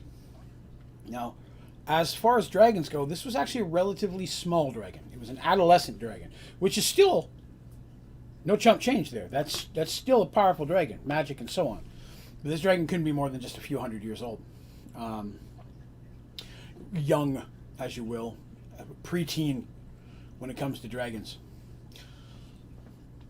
But still bigger than everybody else there. And immediately it attacks. Now, I'm not going to go into super great detail with how the fight went. I'll just kind of give basics. Because I think I did a couple fights here recently, and I think I may have gone into a little bit too much detail. It took way too long. I didn't want to bore people with those specifics, but basic things of importance. Artemis, who only had a few healing spells left, tried to save those for as much as she could. She did cast a blessing spell on the party. The blessing spell, basically, when it comes to D&D, increases their chance to hit the enemy they're doing and makes them a little bit harder to hit. It's a common spell to be cast, a protection spell. She did that. The Thri-kreen immediately going in for the attack. Because, again, it's got 3 arms, but it's literally chopping with 2 weapons and then trying to punch with a third. They also have a bite attack, which can inflict with stun or poison, but it can't get through the dragon's scales, so that was never a concern. Darsh and Mercy, as normal, kind of take the front, and they're the main front line, keeping Artemis and Dandy behind. Dandy trying to throw daggers at first to the dragon's eyes, because trying to get eyes is a great spot to try to hit a dragon if you can. They really miss having an archer. Shadow was great for those type of situations. Even though they never really fought a dragon, they fought big stuff. So, because of the cramped space, the dragon's not able to release a lot of different spells that it normally would. Like, still attack, claw, tooth, bite. It's still massive. But it obviously can't fly. It does try to do the breath attack once. But at that point, what was it? I was going to say Artemis cast a spell. Was it Artemis? Somebody cast a spell. I think she had a scroll, if I remember correctly. It was like a gust of wind spell she'd been hanging, which blew a gust of wind and just caused it to dissipate. And she'd been hanging on to it for that specific thing. Again, as I mentioned earlier in a previous episode, a lot of times I don't go into the detail of all the magic stuff they have because it's not story meaningful. In this one situation, they had a scroll that cast a gust of wind thing that blew away the thing. It doesn't hurt the dragon. The dragon's immune to its own stuff. So it just kind of blew it back at the dragon. It's still in close space, but it dissipated and it didn't hurt the party. Other than just a little bit of damage to everybody, it mitigated most of it. Did use up that scroll as a one-time use thing. And things were looking dire, as they usually do. And it got to a point where they were at the point where they're like, okay, I think we're going to have to merge these gems because we're just not doing enough damage. And as was discussed earlier on, they agreed that if one of them had to try to do it, Darsh would do it first. Take the fire gem, because Mercy's Morning Star was... for specs, was a more powerful Morning Star. It had a stronger magic enchantment on it. It wasn't like a super one, it was like +2 or +3, but was more harder to replace than Darsh's was. So they decided they would do his sword first if they had to. So, sure enough, he merges the fire with his sword, and as you would expect, it becomes a flaming sword, which definitely threw off the dragon, and kind of turned that tide a little bit. And again, I want to say that I didn't plan this part ahead of time. It just worked out this way. Little Drac actually ended up being a bit of the savior in this group, because not knowing what else to do, the first several rounds of battle, he just stood there stunned. He'd never seen a dragon. He'd heard of dragons, but he'd never seen one. This was a beast unlike anything. He heard dragon, he figured big lizard, maybe the size of a horse or something, but he wasn't expecting this, and it was horrendous. Figgy did not prepare him for dragons, because you're not going to get a dragon in a dead magic zone. They will stay out of that for nothing. They can't even fly in there, because the dragons are so big, their wings normally can't support them anyways. It's magic plus the wings that allows a dragon to fly. So they wouldn't be able to fly in there. So he was not prepared for this, but after a few rounds, he decided to jump in and help, and there was a point where the dragon bit down to try to bite Dandy, because Dandy had been flinging daggers at him. And Drac took that spear, and I let the party roll for it, and rolled really, really well, and stabbed the dragon in the eye with that spear. Now, he lost that spear. It stuck in that eye. But that definitely made the dragon, and the dragon reeled up from the pain, and hit its head on the top of the cave entrance, which stunned it temporarily. Was one of the perks of the time. I have different charts when I play of things like many of you probably heard of a natural 20. If you roll a 20 on a 20-sided dice, it means you do something special. Whereas if you roll a 1, it means usually you do something special in the negative way that hurts yourself. I have customized metal dice that were made to me by one of my players' father that have specific that I roll to do double damage, triple damage, sever limb, hit self, hit ally.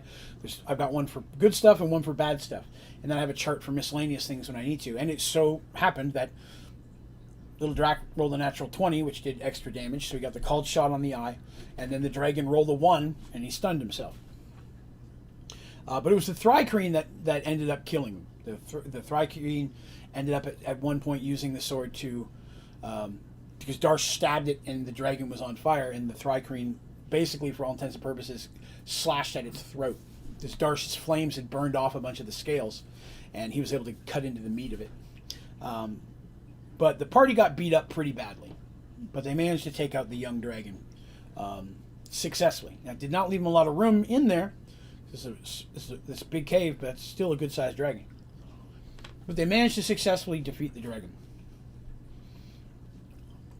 Darsh now has a sword that will flame up when he needs it to, upon command. And it does not have any type of command word. He can do it without speaking. Purely off his will or wanting it to happen, he can do that. Which is important. Because a lot of things you have a command word you have to use or a magic word. This not like this. If you're holding it and you want it to burst in flame, it will.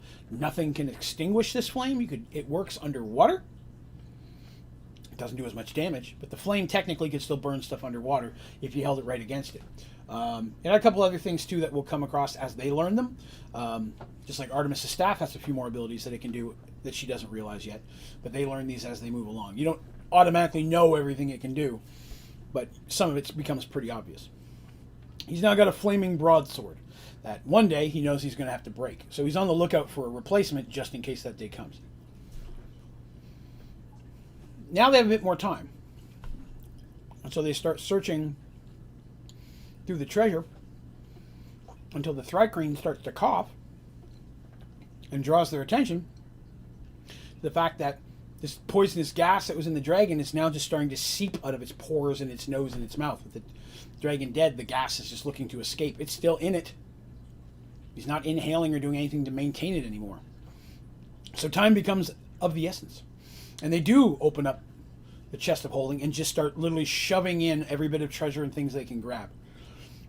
Again, it's not a huge amount. It's not like a king's ransom, but there's several thousand coins there, some gems and stuff mixed in. It's a small pile, like raking a good-sized pile of leaves, if you will. Enough to jump in, but not enough to jump off your roof into, if that helps.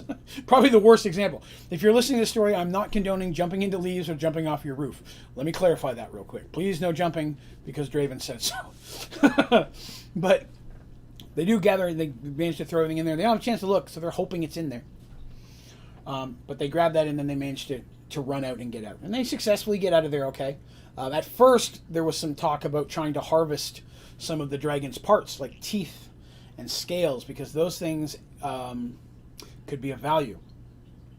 They decide to wait 24 hours to see if the gas clears out, to see if they can do that, because if they can, that would be a really big, I don't say bribe, but a big brownie point with the mage's tower. If they're like, oh, hey, by the way, we brought you back a bunch of dragon parts. That would definitely win them over when it comes to the mages. They've already got the mages helping them, but that might inspire them a little bit more to work a little bit harder. The thri-kreen says that he's from a city to the north and that he and his companions were traveling for whatever reason. I don't remember now, but they're traveling. And they were captured because they said not far to the north, it becomes a desert-like land where they're from, which the Dark Sun is a desert planet. But it becomes a hot, arid, dry desert thing, and that should the characters ever have need of him, that they are welcome come there, that they should come there and ask for him, because and he gives them their name. I apologize, don't remember it right now. It's something like Kalak. It's like, I'm horrible for putting apostrophes in things. I get teased for it all the time, but it's like K-A apostrophe A-L-A-K, like Kalalak or something like that. I just don't remember exactly. But he says, hey, if you go, this is where I'm at. If I can ever be of assistance to you, you've saved my life. I am a person of means in my city. Seek me out, and I will assist you. And they're like, we thank you. So he leaves. They do give him some basic supplies. They let him keep the sword, Darsh's extra sword they had, because he has a couple. They keep in the chest of holding a couple of the weapons that they use that aren't magical. Like there's 2 or 3 morning stars in there. There's probably 15, 20 daggers in there for Dandy. Things like that. Artemis has a spare whip, a couple spare staves. None of them are magical, but should they lose or their regular weapon does get damaged, like what happened with Dandy's hoopak, she can have a spare one, or at least spare daggers. So they've gotten in the habit of keeping spare weapons and some spare shields and basic armor as well, just in case. So they're like, yeah, we got a spare sword. You can go ahead and here's another sword. Take 2 of these broadswords and some food and supplies, and hopefully you can make it home. And that was the last they see of the thri-kreen who bumbles off to the north.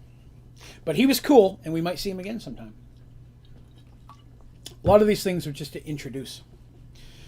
As they're waiting there for that day, they make a camp, and they're resting, and they don't see like any poisonous gases coming out of the cave. It doesn't. It was like a greenish color, but they don't really see anything outside in the daylight. So they spend a lot of their time, Darsh and Darsh and Mercy, just at camp, keeping an eye on the area, making sure nothing else happens. Well, the rest of them, Dandy, Artemis, and Drac, are down inside the chest of holding, going through that treasure. And sure enough, after a good while of digging through it, they come across one of the magical gems.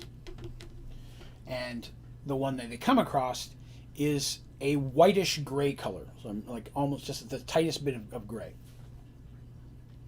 Now I will tell you that this is the wind gem. No surprise, hopefully, but it's the wind gem. So now they have fire, they have water, wind, and they have the life gem. Now they're not all element gems, but they've got 3 of the 4 element ones. So very happily they do that. They also got a chunk of treasure out of that. They got a little bit of wealth out of that, which is helpful. Because, on an adventure, giving treasure, that's part of the thing, especially when you're playing D&D, so it was important for me to do that. They got some wealth out of that, which will help them further later goals down the road. So they organize that. Inside their chest of holding, they have regular chests and bags and stuff to put stuff in when they find it. They're very good at keeping a larger supply of things they might need. Like there's always a barrel of pickled fish in there. It's been a running gag forever. They always have 1 barrel of pickled fish on every adventure. And they've traded it for people more times than I can count for things and then going home and got another one. But they always get that first. But they get some chests, they put the treasure and such in there, because they were just literally throwing it down into the chest of holding it first. They organize it up, put it away. They don't count it, but they can see there's a good chunk of treasure in there, with some other miscellaneous valuable gems and some jewelry and things sparkly things that dragons would be interested in. But their big goal, the one they wanted, is that wind gem, which they now have. So that section of the story, I'm going to be honest, was a lot more fun to play than to tell, because there wasn't any really big story moments in it. But it was important to get that gem, and I wanted to go over that. And I didn't want to leave out any of the details, because some of the things that we saw will be important later. So some of these things do set up stuff down the road. But the next spot is what I really been looking forward to getting to today. So they wait a day, go up inside. Sure enough, they're able to get relatively close to, they can get into the dragon. They're careful. They do farm several dragon teeth, some scales. They get things that they think might be useful. Artemis has a bit of knowledge there, being a magic user herself, what could be helpful for spell components. They do their best to carve as much of the scales as they can, because for armor, dragon scale armor is pretty boss. And to be honest with you, Darsh takes some of these scales and gets them made into a shield. So he will eventually have, in the future, a very cool green dragon scale shield, which is, in itself, has the equivalent of a shield plus a number magical, with resistance against certain things. Like if you have one of a red dragon, it's going to be immune to fire because it's fire. I mean, that kind of thing. So it's a very, very good, and it's a large Darsh-sized shield as well. Yeah, they carve a bunch of the parts that they can, spend another day doing that, camp out, and then they start heading out. It takes them much longer to get back since they're going around the woods. They're not going through it. They never see a centaur, and they don't know if the centaur know that they were successful or not, but they don't want to gamble anything by going back inside the woods. So they go all the way around, and it takes them several days of travel till they get to the edge of finally around the forest, to the point which is clearly the beginning of the Dead Magic Zone. They offer to escort Drac back home, and Drac's like, I can find my way home from here. I want you coming back, Bug and Figgy. Because Drac has a fear that Fig will leave with them. And that's why Drac wants them gone as quickly as he can. And that comes out during the thing. He doesn't actually say it, but they pick up on what that is. That Drac is afraid that Figgy's going to leave, and then there's nobody to look after them anymore. Because they only look at him as a king or as a highbolt. They very much, most of them look to him almost as a father figure at this point. Because he's not just ruling them, he's teaching them, and he's teaching them to take care of themselves. And what they can't, he's taking care of for them. So they're very protective of Fig. But he says, I find my way home. I know this area like back of fist. He says, I tell Figgy you have stone, and that Drac was a great warrior and fought and killed dragon, and got you the stone. And they laugh a bit at that.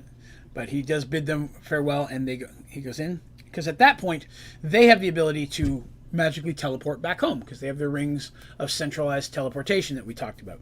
Magical ring that teleports them to an obelisk that matches that ring that they have hidden back in their house in Paxawal. Saves them weeks and weeks of travel getting home. But they were willing to take Drac back in, say goodbye to Fig, then come back out and use them, because the rings won't work in there. But he says, nope, I take care of it. You go away. So they do. They give him a message, like tell Fig if he ever needs us to, we're in Paxawal, that kind of stuff. The best they can, hopefully he'll remember it. But they'd already said that to Fig anyways. He's gone, they wait a little while, make sure he doesn't come back, he gets as far as you can see, and then they use their rings and they teleport back to Paxawal very, very quickly. And they find themselves in their home. Good to be home. Excellent. As normal, they're like, okay, we're going to go upstairs, we're going to unpack our stuff. A couple of us will go to the mage tower. We're going to take this chest of holding with us. Tell him we got him some cool magical loot from a dragon. The other two of us are going to go to the temple. Tell him we got the gem. What did we find at the Valley of Sacrifice? Basically the same thing they do at just about every adventure is over. So they go upstairs and they walk outside into a city in turmoil. Mystique says, I gotta run, but hopefully I'll be back. Okay, well, thank you for coming by today. I appreciate you. Thank you for coming by. The rest of it will be up there after the stream. It'll immediately be on YouTube as well. So if you want to check out the rest later, I'd love to hear your thoughts. Thank you.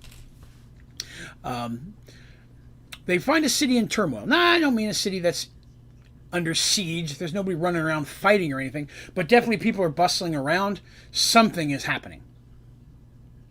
It is not normal like this. Immediately, they go to the source of all knowledge. Molly, Queen of Pies. I won't say that Darcy isn't slightly doing this because he wants pie, but he also wants information. They go to Molly's house. Sure enough, Molly's at home, and she's like, oh, I'm so glad you're back. I was so worried with everything going on out there. I was afraid something would be on with you. Are you okay? Is everybody okay? Because they look okay. They were in a fight a few days ago, but they're all healed up now. Mostly, you know. And they're like, yes, we're fine, but we just returned home. And they don't really know. Melly doesn't know they can teleport. Nobody knows that except the mages and the clerics. So like, yeah, we just returned home and got home, and just all this was going on, and really was wondering what's going on. Which is a hard thing to say is, hey, we just walked all the way through this kingdom and all of its people and through the city to our house, and now are asking what's going on. And Molly gives him a little look like, But then she says, okay, because they're friends. And she says, war. Battles, unfortunately, to the west. It turns out that very soon after the party left, or a couple weeks after they left, a couple weeks ago, word came from Thorman. Now, Thorman is that kingdom to the west on the other side of the mountain range that they're not officially allied with, but that they do have trading with. Paxawal does. And there have been rumors of stuff out there going on. And they're like, yeah, the Thorman, basically the princess of Thorman herself came, sent by her father, the king, asking for Paxawal's help, that their kingdom was under attack.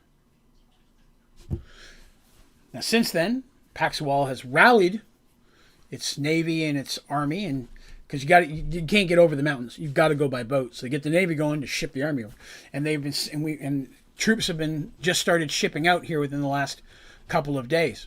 I don't know. I don't really know what's attacking. Is it a kingdom? There were rumors that there was a kingdom, a great empire, to the northwest of Thorman, and that maybe they were the ones attacking. But then there was also talk of some type of creatures that are attacking Thorman from within. So there was also rumors of spirits that were bedeviling the Thorman leaders. She goes, I heard all these rumors, but I don't know which one it actually is. The military have kept a pretty tight lip on what's happening so far. They haven't really, a lot of got out, and everybody has their orders and running around. But people here, we're starting to worry. Is it going to come here? Paxawal has immediately not only sending troops over, but has immediately moved to create a very strong defense from anything coming by land or sea from the west. Very, very much so. Paxwell, because I've lived Paxwell my whole life, I've never seen this. Even after the Great Merge, when everybody was freaking out and we didn't know what was happening and everybody was on high alert, everybody who can fight is being called up to, military-wise, not like regular people, but anybody who is or was military is being called in and up to protect from the west.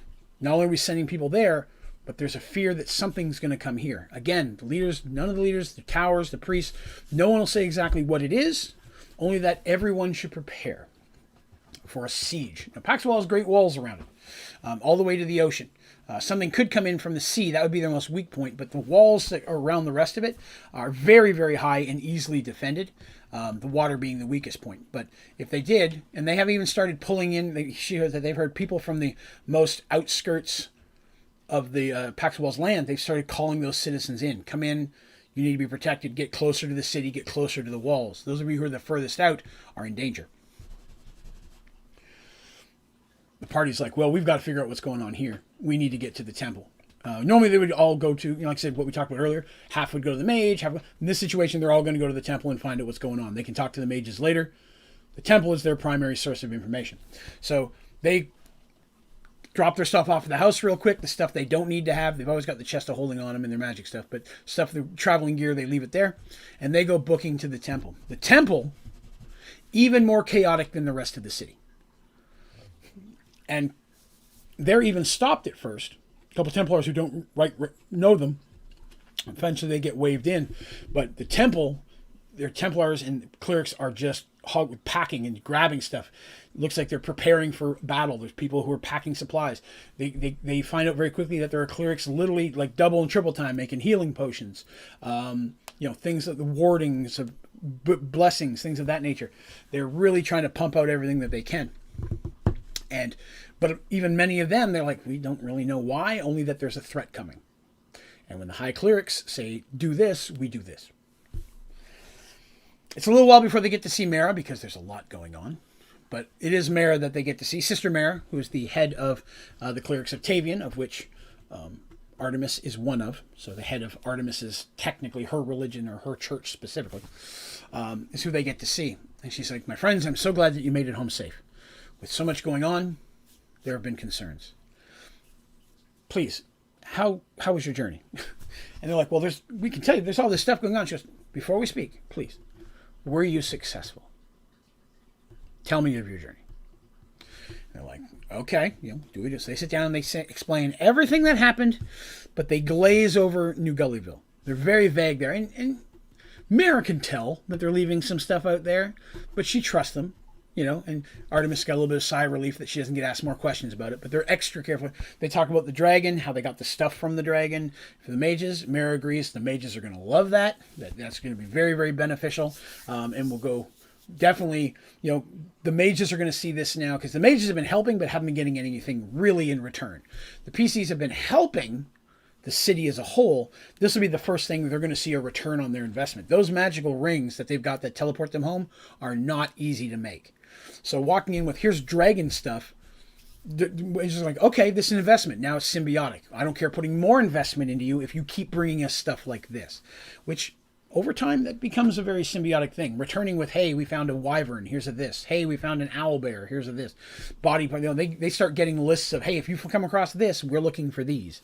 And that becomes a thing for the party. As a side adventure, sometimes they'll break off from what they're doing because of a rumor of this type of creature over there, a manticore. We need a manticore's hoof or tail or whatever it is. It's on the list of what Lamia, who's the main wizard chick that they deal with, what's on her list. So they do have a list from this point on of things that they're looking for. So sometimes they will step away from the main story on a mini quest to get those things. But after they finally explain everything that happens, they say, yes, we've got this gem. It's the wind gem. I want to say that when you pick up the gem, you know that it's essence. Like you say, this feels like wind. It's not like wind blowing through your hair, but kind of like that feeling. You pick up the fire one, it's hot. You can feel like almost like flames without the burn. So even the centaurs, when they picked up the wind one, like, this is windy, but they don't really know what it does. The party picking it up they're going to have a bit more knowledge. Okay, this is windy. This is clearly the wind gem.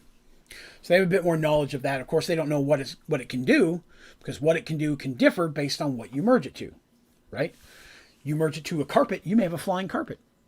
You know, you merge it to a hammer, maybe you have a hammer that can throw tornadoes. I mean, it depends on what you hook it up to, on what I'm going to let it do at the time. And at this point, they haven't done it. They do explain that Darsh did have to merge the fire gem, and that the water gem has become unmerged. But now they have 4 of the gems. Now it's time for Mara.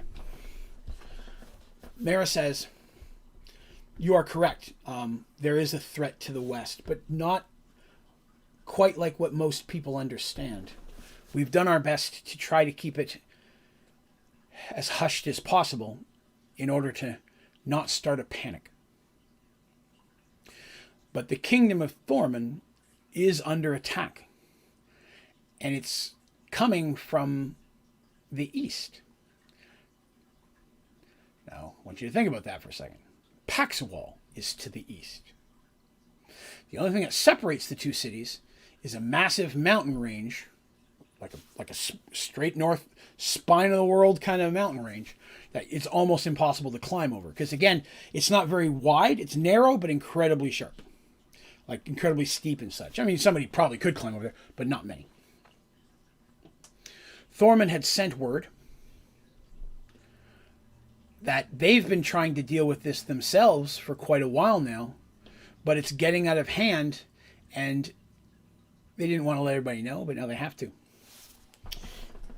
They're under attack from a ever-increasing army of the dead. Coming from the mountains in the center, traveling west towards Thorman, slowly, zombies, the undead army itself is just slowly moving on. The Thorman army has tried to fight it back, but as of course, every man that falls is just another member added to the enemy.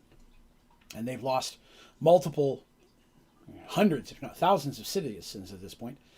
And it's at this point that they feel that if they don't do something severe very quickly, the entire kingdom will be overrun within the next 30 days. The army's moving slowly.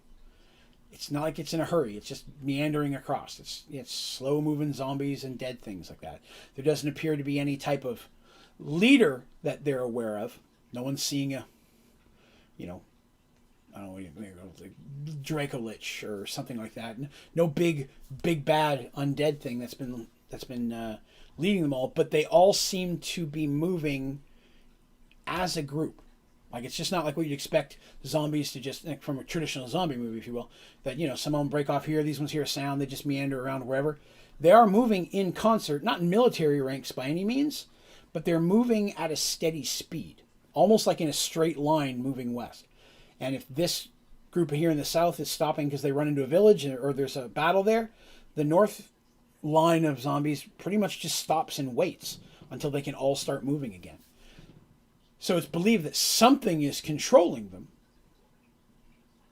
But what type of undead creature has the kind of power to literally lead a massive group of undead like this, they don't know. But it won't be long until the entire kingdom of Thorman is overrun. And then at that point, the fear is the only thing separating this world of undead is the ocean, which zombies can walk around under the ocean, or the mountain range. And if they're coming from the mountain range, is it not possible they could also come from the mountain range on this side? Since no one knows the source of them, no one knows exactly where this all started. So Thorman is asking for help, and Paxawal is doing that. They're sending people over there to help fight and try to beat back the undead horde. But at the same time, they're trying to build a defense in case the same undead start marching from the mountains on this side. They have to be able to prepare to protect their citizens as well. This is big news. I mean, what they're doing is serious stuff, but they're like, this is big news. I mean, this is zombies and such, and waves of undead, and without hesitation, they're like, the party's like, how can we help? What can we do? Because they're in a bit of a conundrum as well. They've used all 3 of the prophecies that were given to Brother Bart. they don't have any more hints to where the next stones are going to be. So they're kind of at a standstill. They need the mages and the clerics to help them find that. But the mages and clerics are going to be busy for a little while because they're fighting an army of undead. So helping out is the best thing they can do, and hopefully in the meantime, the clerics or the wizards may come across something. Sister Mara goes that she definitely appreciates the offer of help, that she knows that these group of companions, again, are, as a small group, way more effective than a lot of the large military groups that they have. They've already proven that with what they've done just in the short time they've been assisting Paxual, the 3 or 4 months that all this has been going on. So she said, I will speak to the other head clerics and speak to the other members of the ruling council and let them know that you've offered your assistance. Until then, best thing I could recommend is, stay in your homes. Please don't share the information that we've given you. And we want to keep that on the mum. It's going to get out eventually, but we don't want to start a panic if we can help it. But yeah, if you just return to your homes, live your life.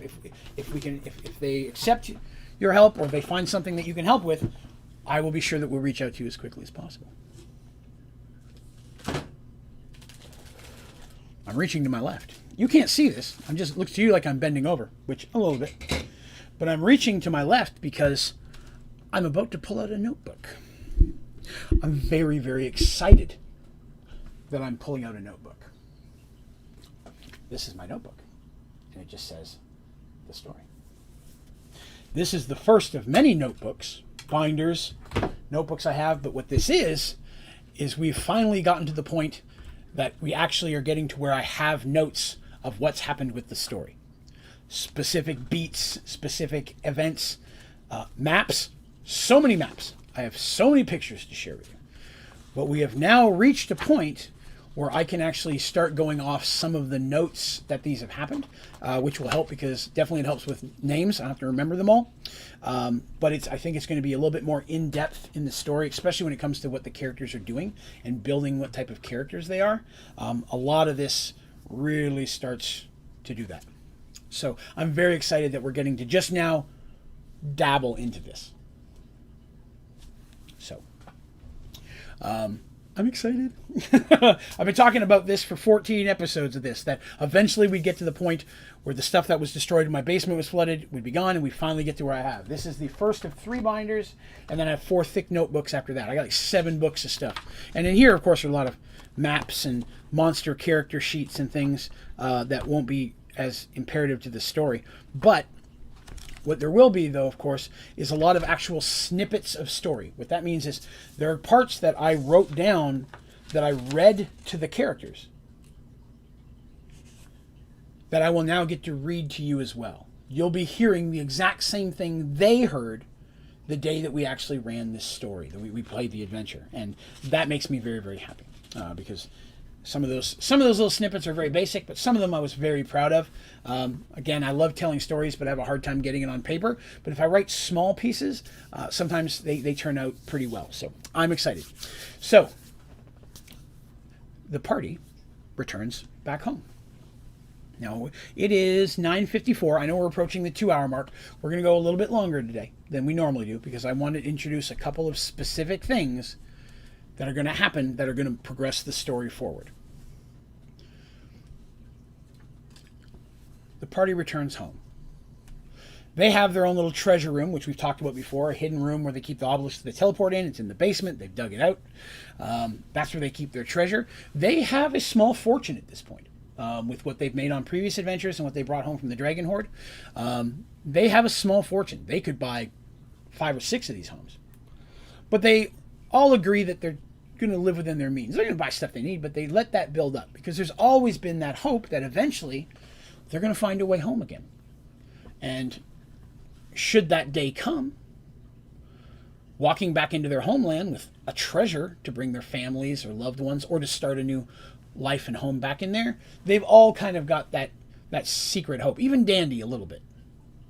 Although to her, it's not as much. But especially for Artemis, to take that type of money back and give it to the temple where she was raised. Mercy, to take it back to the knighthood, and her father who raised her in the knighthood, to be able to bring that back in. And Darsh, again, a seafaring merchant family, walking back in like, hey, let's buy 10 new boats. I have a treasure. I mean, that has always been big on this. So they were always careful not to blow their money. That's why they share a house. They all don't have their own house. A, they feel safer that way. But B, they can pool those resources, and it's always been determined that should the day come where they all get to go their separate ways, that at that time, any wealth that they've amassed together will be divided evenly amongst them. That has always been the thing, and even more so since it got down to just these four. They did offer wealth to Fig and what wealth they had, and he's like, your wealth isn't going to help me here. And then Zarin, is dead now, so he didn't get any. So of the other four, all that's left out there right now, right, is Shadow and Willow. Willow lives in the middle of the woods. She never won a lot anyways, but if they do find them, again, that treasure, part of that would go to them. They've always been under that mindset. So they keep their wealth relatively hidden. They still are known to be they're not super poor. They're buying supplies whenever they need. Hey, I need a new sword. I need a new shield. I'm walking in with, dragon scale. Make me a sword or make me a shield and such. They clearly have some wealth to be able to do that. But they're also under the protectorate of both the mages and the clerics. So people don't normally mess with them. And the Thieves Guild has not tried to rob them. That's important. So we're going to have 4 little quick snippets of story here real quick. I'm going to initiate the beginnings of 3 small stories. I apologize. Not 4, 3. There are 3 small snippets that I'm going to introduce that are going to set up a big chunk of what happens next week, but I really want to get them started today. So let's start with the first one. After going to the Mage Tower and providing all of the magical animal parts that they were able to stick inside that chest of holding, multiple dragon teeth. They kept a chunk of the scales for themselves, but even the scales, tongue, things that they found were eyes, one that they didn't poke out. They tried to gather as much of that as they could. And sure enough, Lamia, very excited. If you'll remember, Lamia's specialty is magical items and artifacts. That's what she is. That's her proficiency. That's what she does. So these type of things, going towards casting spells or creating magical stuff out of the magic dragon teeth and stuff, big stuff. They really win some points over. They see her smile for one of the only 2 times. The only time she smiled before is when she showed her they gave her the obelisks, because she designed those and she was proud of those, although she wasn't happy giving them to them. But she's a bit of a gruffer older lady. She's not very pleasant to be around. But she was very pleased with this, and they could tell that she warmed up to him a little bit there. So they do discuss with her the issues that are going on with the undead. She says yes, they're aware of it. They are doing their best to come up with magical spells of anti-scroll versus undead and things that they can provide to their wizards and such that are going with the military to help, because surely, especially the clerics, because they're even more beneficial against undead, but a chunk of the mages are going as well, while another chunk of the mages are working on ways to defend the city of Paxawal and its lands through spells, wards versus undead. That's pretty much everybody's primary thing right now, and they're like, this dragon stuff could very well come into handy with that. So thank you very much. They do say, hey, I'm keeping some of these scales, I'm going to make a shield. She's like, that's fine. I'm not going to be picky here. You brought me a whole mouthful of dragon teeth. We're good. So after that, over the next several days to a week, party doesn't really hear anything from the temple. Everybody's busy, and they understand that. So they go about kind of living their basic life, getting their basic supplies and stuff made, getting, refilling in case they do get called up. We need to make sure we've got everything we need. Do we have enough weapons? Do we have rope? Do we have candles? Do we have a barrel of pickled fish? These are the important questions that are imperative to be answered. Because if they got to leave tomorrow to go fight the undead, they need them pickled fish. So it's important that they have that. So that's first thing they always do. Get everything ready, packed, so if they do have to leave on a dime, they can. Darsh goes by himself one day. He makes his way into the merchants area, or I say merchants, but it's almost like the big marketplace where all the craftsmen and stuff, where there's stores there. Basically, several streets of stores where all the craftsmen live, like the craftsman section. And in the center of that is a big open marketplace where people from other cities or people from Paxwell who live out and bring their wares in can set up booths and then sell as well. So a grand market in the middle, surrounded by 3 rings of buildings, okay, all of different type of craftsmen. And sometimes you'll find the crafts, like here's multiple stores that are jewel crafting, multiple weaponsmiths. But you also have sections where this is where the Minotaurs are. This is a dwarven section of town. This is a gnome section. The elves are over here selling elven stuff. So there's sections of races as well. And the booths and the buildings are very much easy to tell. Like, okay, the dwarves clearly built this building. It's made of stone and it looks dwarvish. This one's all wood. Clearly elves made it. That's important. One of the big things about Pax Wall is it's open to pretty much anyone who comes in and doesn't cause problems. And so it becomes a very central trading hub for a lot of the other kingdoms around it, including Cronear, the Minotaur section. Darsh decides to go there, again, because he's always looking for information about Minotaurs and such, checking in. But he wants to have a shield made of these dragon scales. And he's like, who better than to throw that money in that business to my people? You know, why not? You know, support the little guy. So he's like, I'm going to go there. Plus, they'll have a little bit easier time making weapons to his size. You know, a dwarf trying to make a shield for a Minotaur, it's going to be hard for him to judge that. Minotaur's like, I'll just put it on my arm. Okay, that's how big it needs to be. That kind of a thing. So that happens. So he goes and he makes his way there, and he speaks with, he's been there before and talked with them and such, and he knows a couple of them by name, even though different ones come in from Cronear to the market area, and there are booths by some of the buildings around that as well. The Minotaurs are probably one of the smaller groups of people who actually have trades there, because they're the newest group to kind of join up into this alliance. And so but their stuff is pretty well sought after, because again, especially they don't sell as much weapons and armor, but Minotaur jewelry, and especially their pottery, oddly enough. Very, very nice pottery.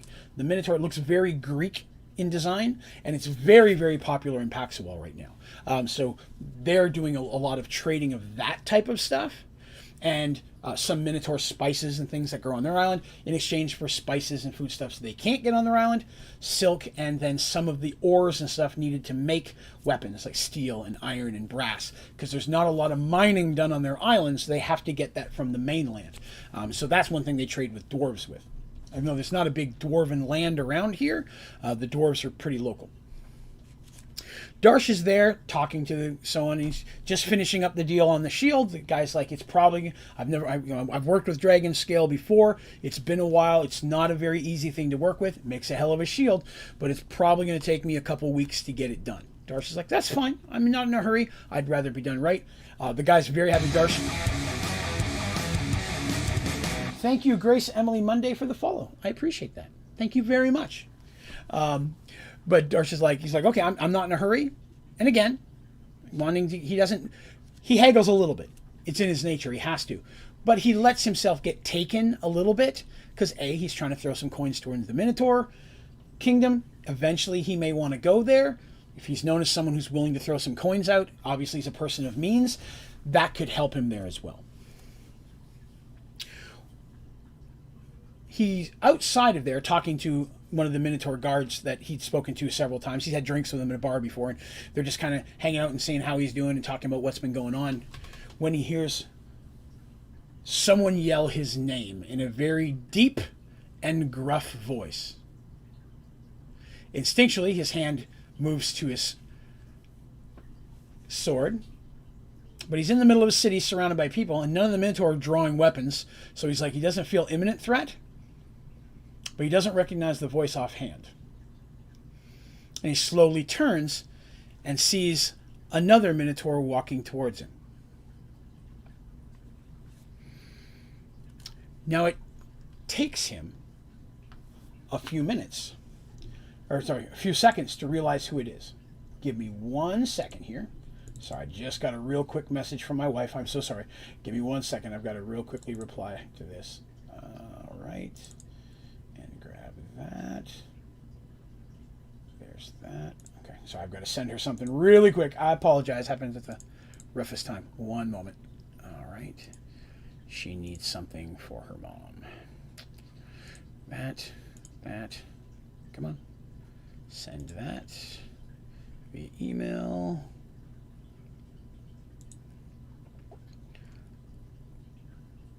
Got it. Okay.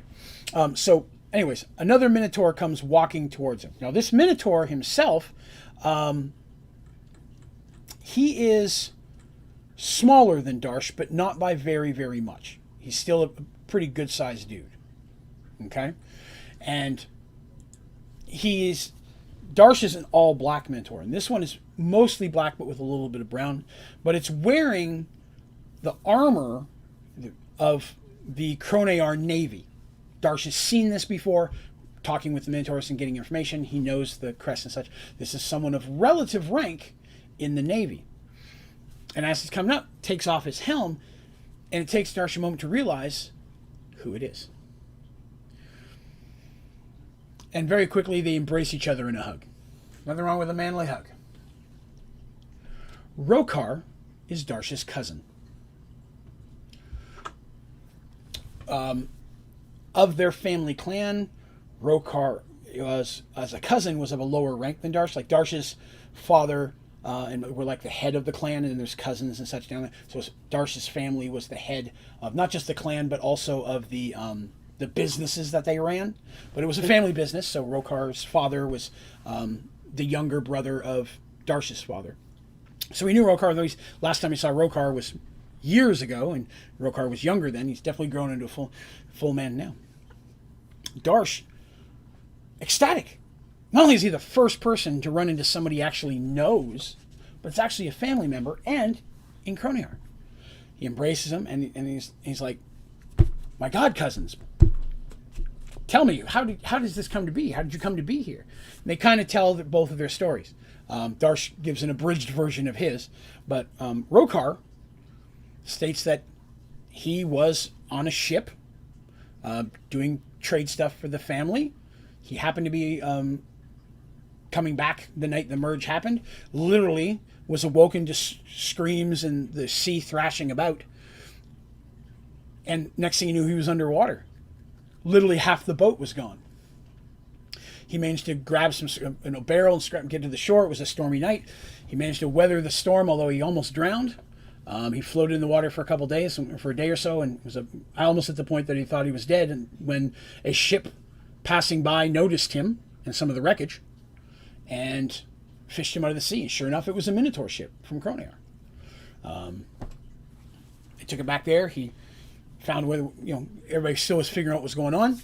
Basically, till he could find a way back home, kind of thing. He basically took job in the Navy because he had experience in that kind of stuff. All Minotaur have training in combat. So he took a job in the Navy because he had no family, no clan or merchants to join up with. None of his family had come through, much to Darsh's sadness. None of Darsh's rest of his family came through. Only Rokar. But Rokar said, I very quickly made my way up within the ranks. I'm now a lieutenant in second command of one of our Navy ships that escorts the trade ships. So they're very excited. They've met each other, and he's like, you'll have to come back with me to Kronear. And Darsh's like, I can't do that. And gives him a quick, takes him aside. Here's kind of what's going on. Magic weapons. I may have a way of finally eventually getting us back home.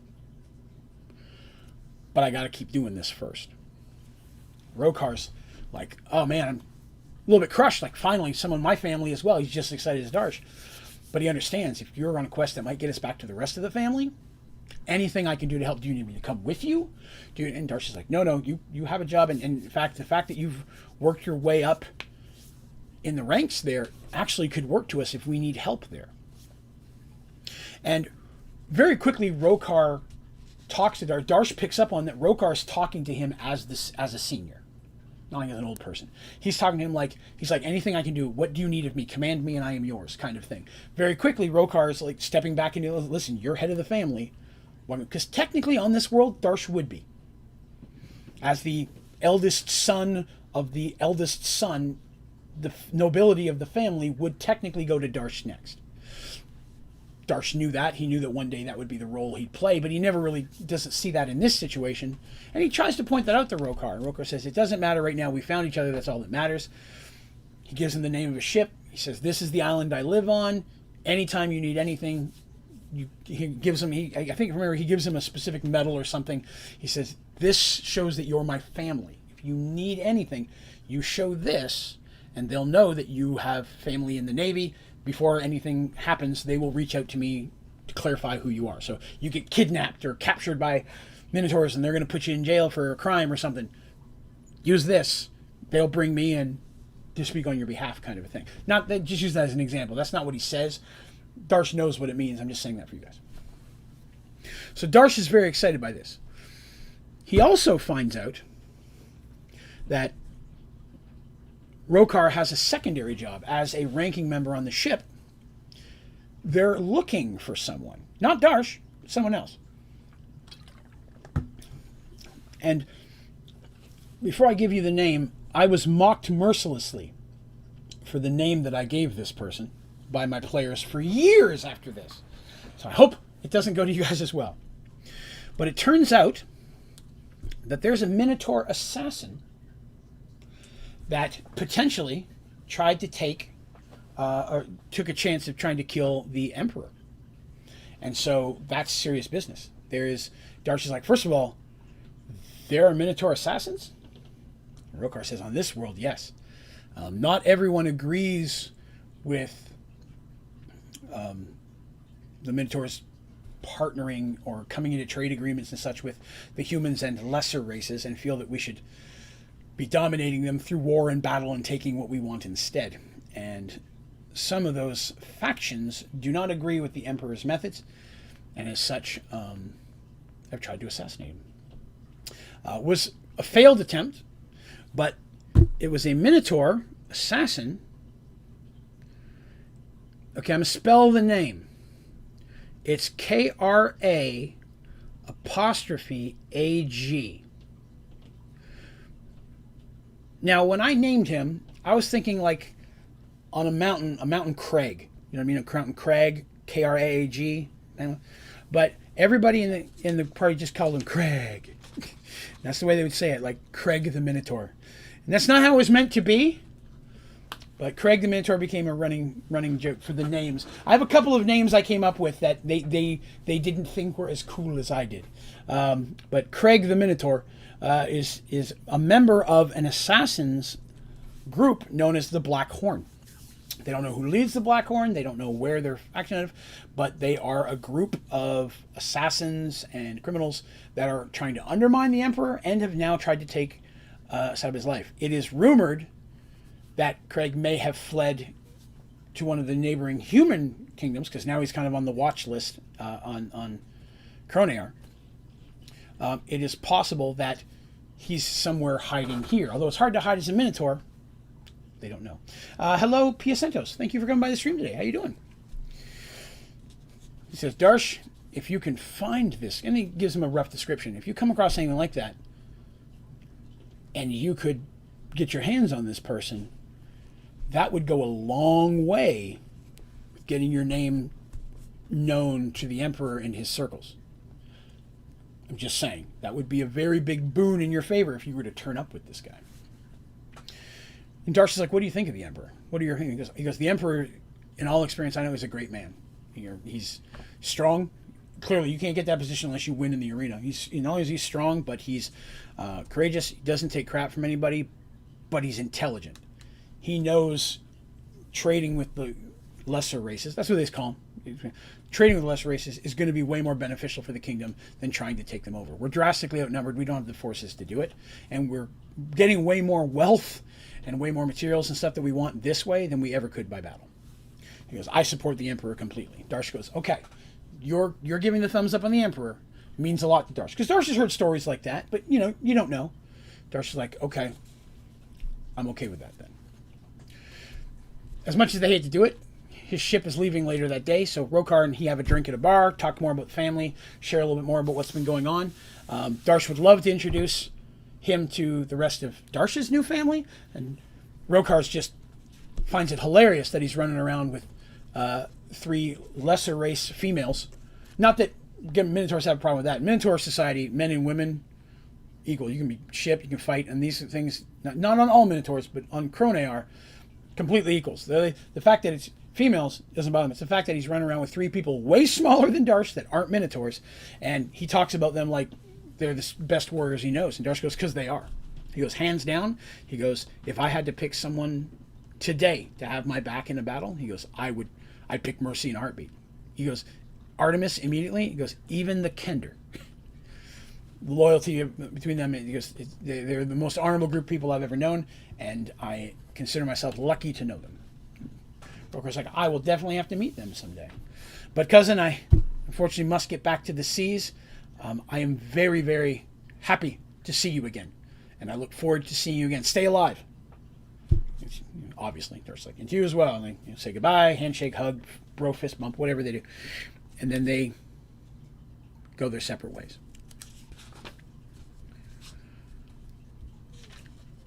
During the same time period, within that same week or so we were talking about, Dandy is wandering around the city.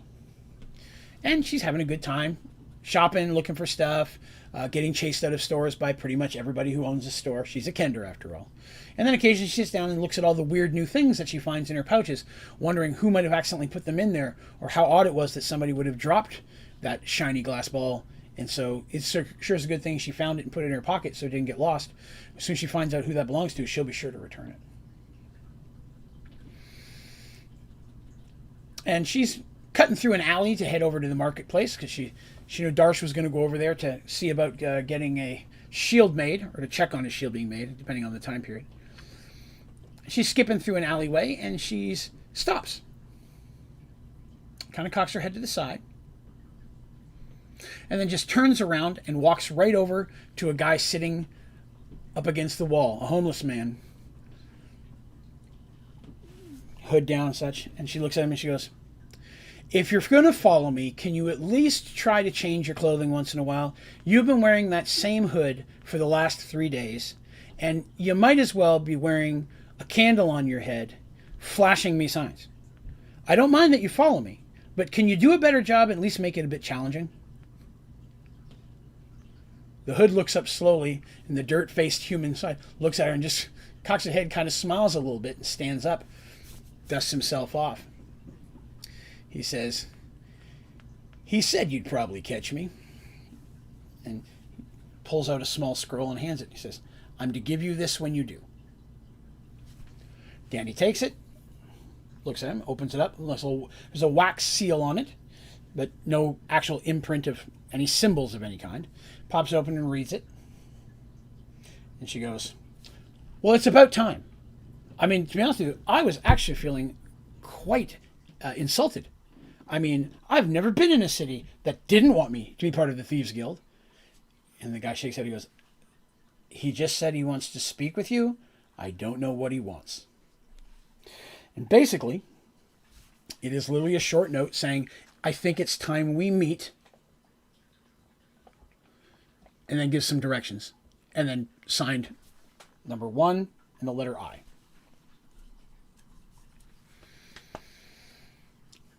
She follows the direction. The guy bumbles off his way. A little irritated that she found him, because he was told to not let himself be found, but if she did, to turn that over.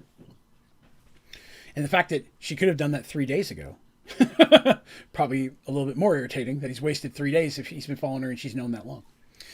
But she goes and she takes some time, finishes her running around, doesn't see Darsh in the market square, but hey, Darsh always seems like he's busy doing something, so she's got something to do anyways. It's not a big idea or a big problem. So she starts making her way to a building. And she goes in, and it's a small general store. She walks in and looks around a little bit, and the guy behind the counter looks at it like, oh God, it's a Kender, and he's about to say something when she just very quickly flicks her hands in a certain different way, and he stops. Because what she used was Thieves' Cant, a hand and verbal language used by rogues world round. The guy nods and then points towards a curtain in the back. Danny skips through the store. There's nobody else in there at the time. Well, nobody's shopping. She knows that there's two people behind different pictures and behind a different shelf that are watching her. Pretty sure that they're probably armed with some type of darts or arrows of some kind, and had she made the wrong move, would probably be put down by now. But she saw them and she wasn't too concerned. She gets in there and there's a stairway going down. She follows the stairway down into a room. She gets into the room. There's a man sitting there. He nods his head, he knocks on the wall, and one of the shelves slide to the side. Danny's tickled. She loves secret doors. Awesome. She goes in, before she just walks through, and she goes, that was a very good secret door. I'll be honest with you. I probably wouldn't have noticed it if it wasn't for the crack of light up here in the top corner, the fact that there's these scuff marks on the right-hand side, and then that box has clearly been pushed aside by the shelf moving. And the guy looks at her like, what? She's like, you might want to make those different so that way, somebody else coming down here doesn't notice that. And he's like, oh, okay. He smiles and skips on in. It leads her into the sewers, which, again, following the markings on the walls and such, she doesn't have any hard time finding the way she needs to go. And eventually she comes to, in an old busted up tunnel in the side of the sewers, a big wooden door. Before she can reach up to knock it, the door opens. And inside is a very, very large half-orc. Armed to the teeth, clearly a guard, Dandy's like, "Hi, I'm Dandy. I was invited here," and holds up her little scroll, which flows down in her hand. York leans in, squints at it, gives her a look of disdain, and says, "In." She comes in. She looks around at the dimly lit chamber, and there's several people just kind of hanging out here. Some people playing cards, such. It's a well-kept room. It's not stinky or dirty or anything. But there's some more. There's another door a little ways to the back, and he points towards it. He goes, "He's waiting for you." She nods, and she goes in. This next room is a delight. Silk hanging from different walls as decoration. Bright colors all over the place. Big soft pillows for sitting. The smell coming from the table in the corner, which smells like a fresh ham, is delicious. There's fruits and cheeses next to it. Some bottles of beverages, probably wine, maybe water. Looking at it, she's willing to bet at least half of those are probably poisoned. But then sitting, there's a couple other doors that lead to private chambers, but sitting in the back, there's a big desk, and behind it sits a man. A human male with an eye patch. He smiles when she walks in, and he stands up and very smoothly comes walking around. I say smoothly, it's almost like he's gliding. It's like watching a professional dancer or ballerina, someone who's incredibly agile. Danny notices this because she walks very much in the same way. And he holds out his hand to shake, as she does. But before hands shake, they twist the fingers in a certain way. The fingers bump. It's a thing that rogues do on this world. Actually, a couple of the rogues in the party came up with it. It was really cool, so I made it part of the story. But it's actually a specific way of shaking hands and a specific grip. It's almost like an upside down kind of a grip thing. It's a way so that when you're doing that, it makes it impossible for you to slide a knife out from your wrist. Because the way you're turning your hand, it would be impossible to then flick it. It was a very cool idea, and so that ended up becoming the rogue's handshake. It's much of a way of saying, I'm unarmed. Even though she has no doubt that he could probably whip out a weapon with his other hand at any time, just as he knows she could do the same. He's like, "Miss Dandelion, it is a pleasure to meet you. Please have a seat. I have food and drink if you're interested."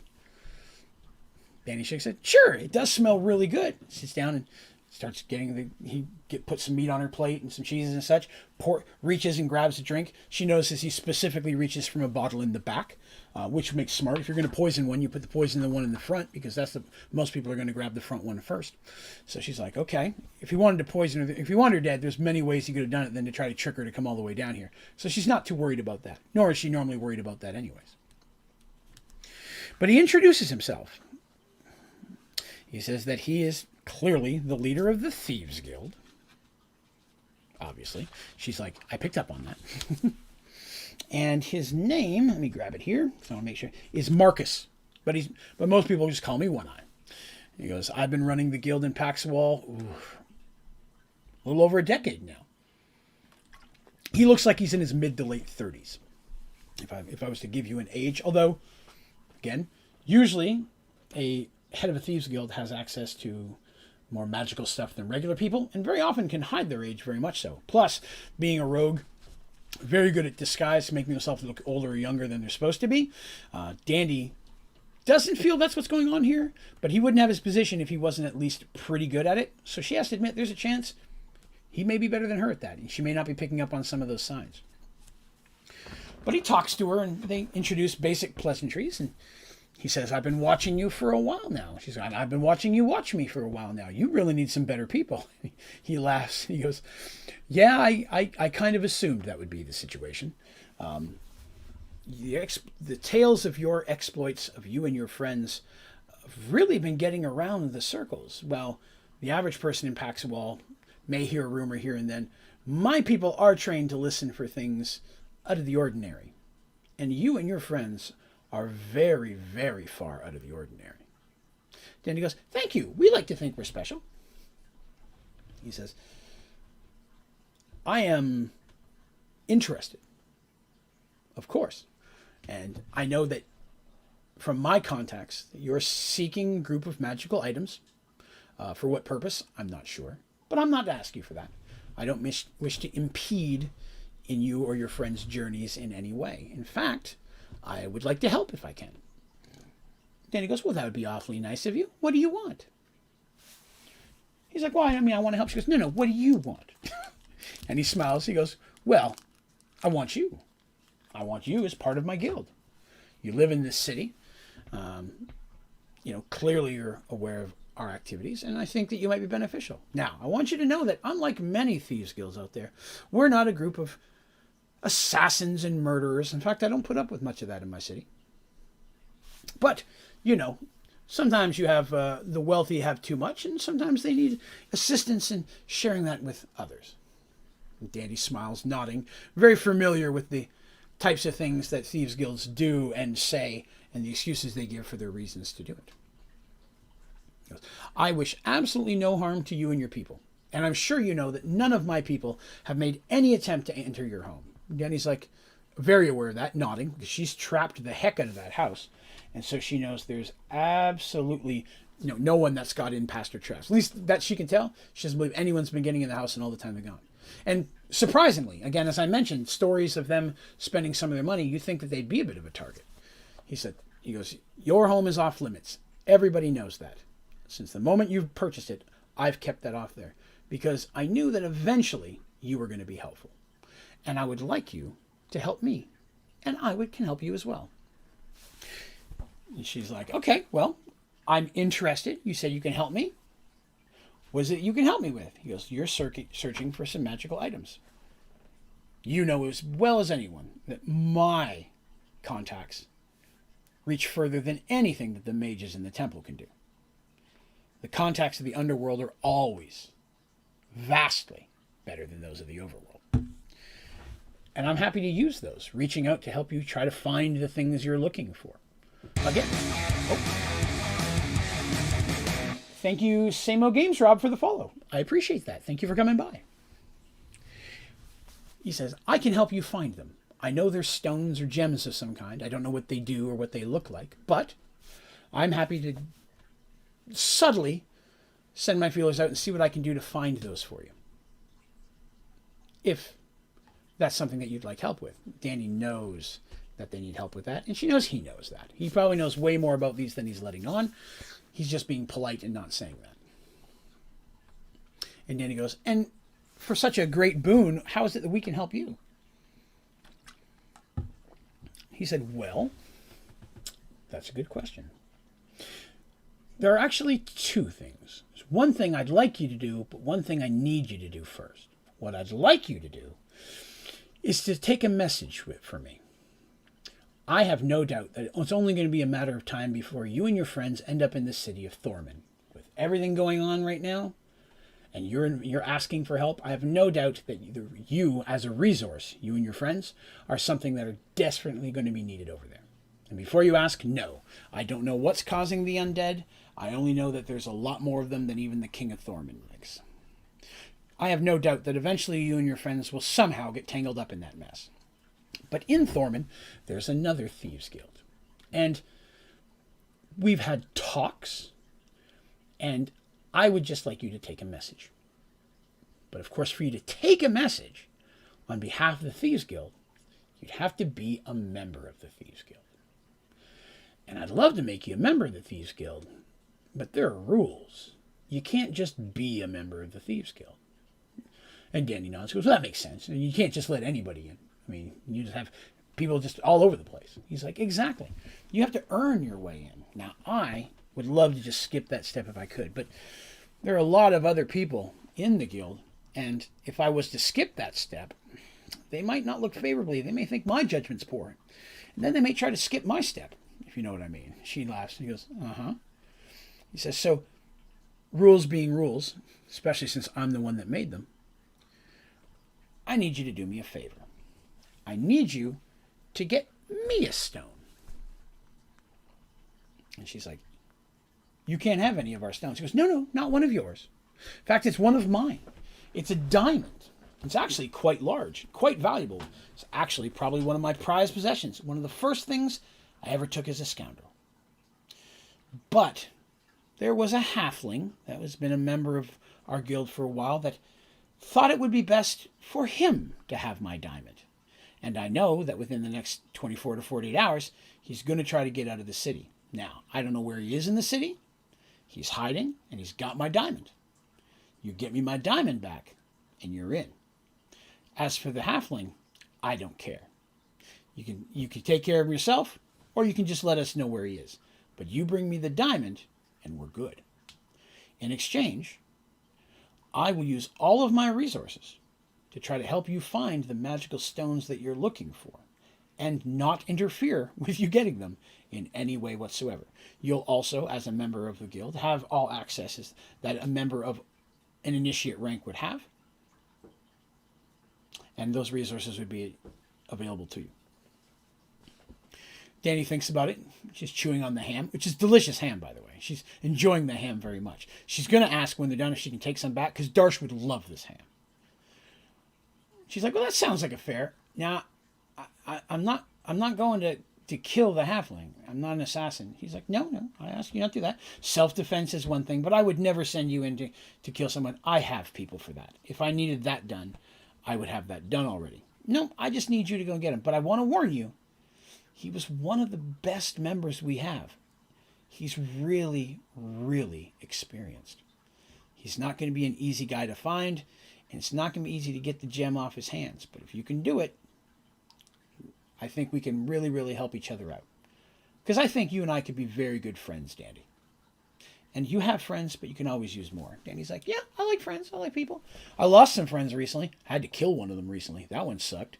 But, I mean, he was all flaming in his head and the fire shooting up and stuff. So I had this water thing, and I went goosh in his face. And we had to kill him. It wasn't fun. But, you know, sometimes, even when someone's your friend, they can become a liability, and then you have to deal with them. Marcus just kind of smiles. She goes, I completely agree with you. Sometimes you have to.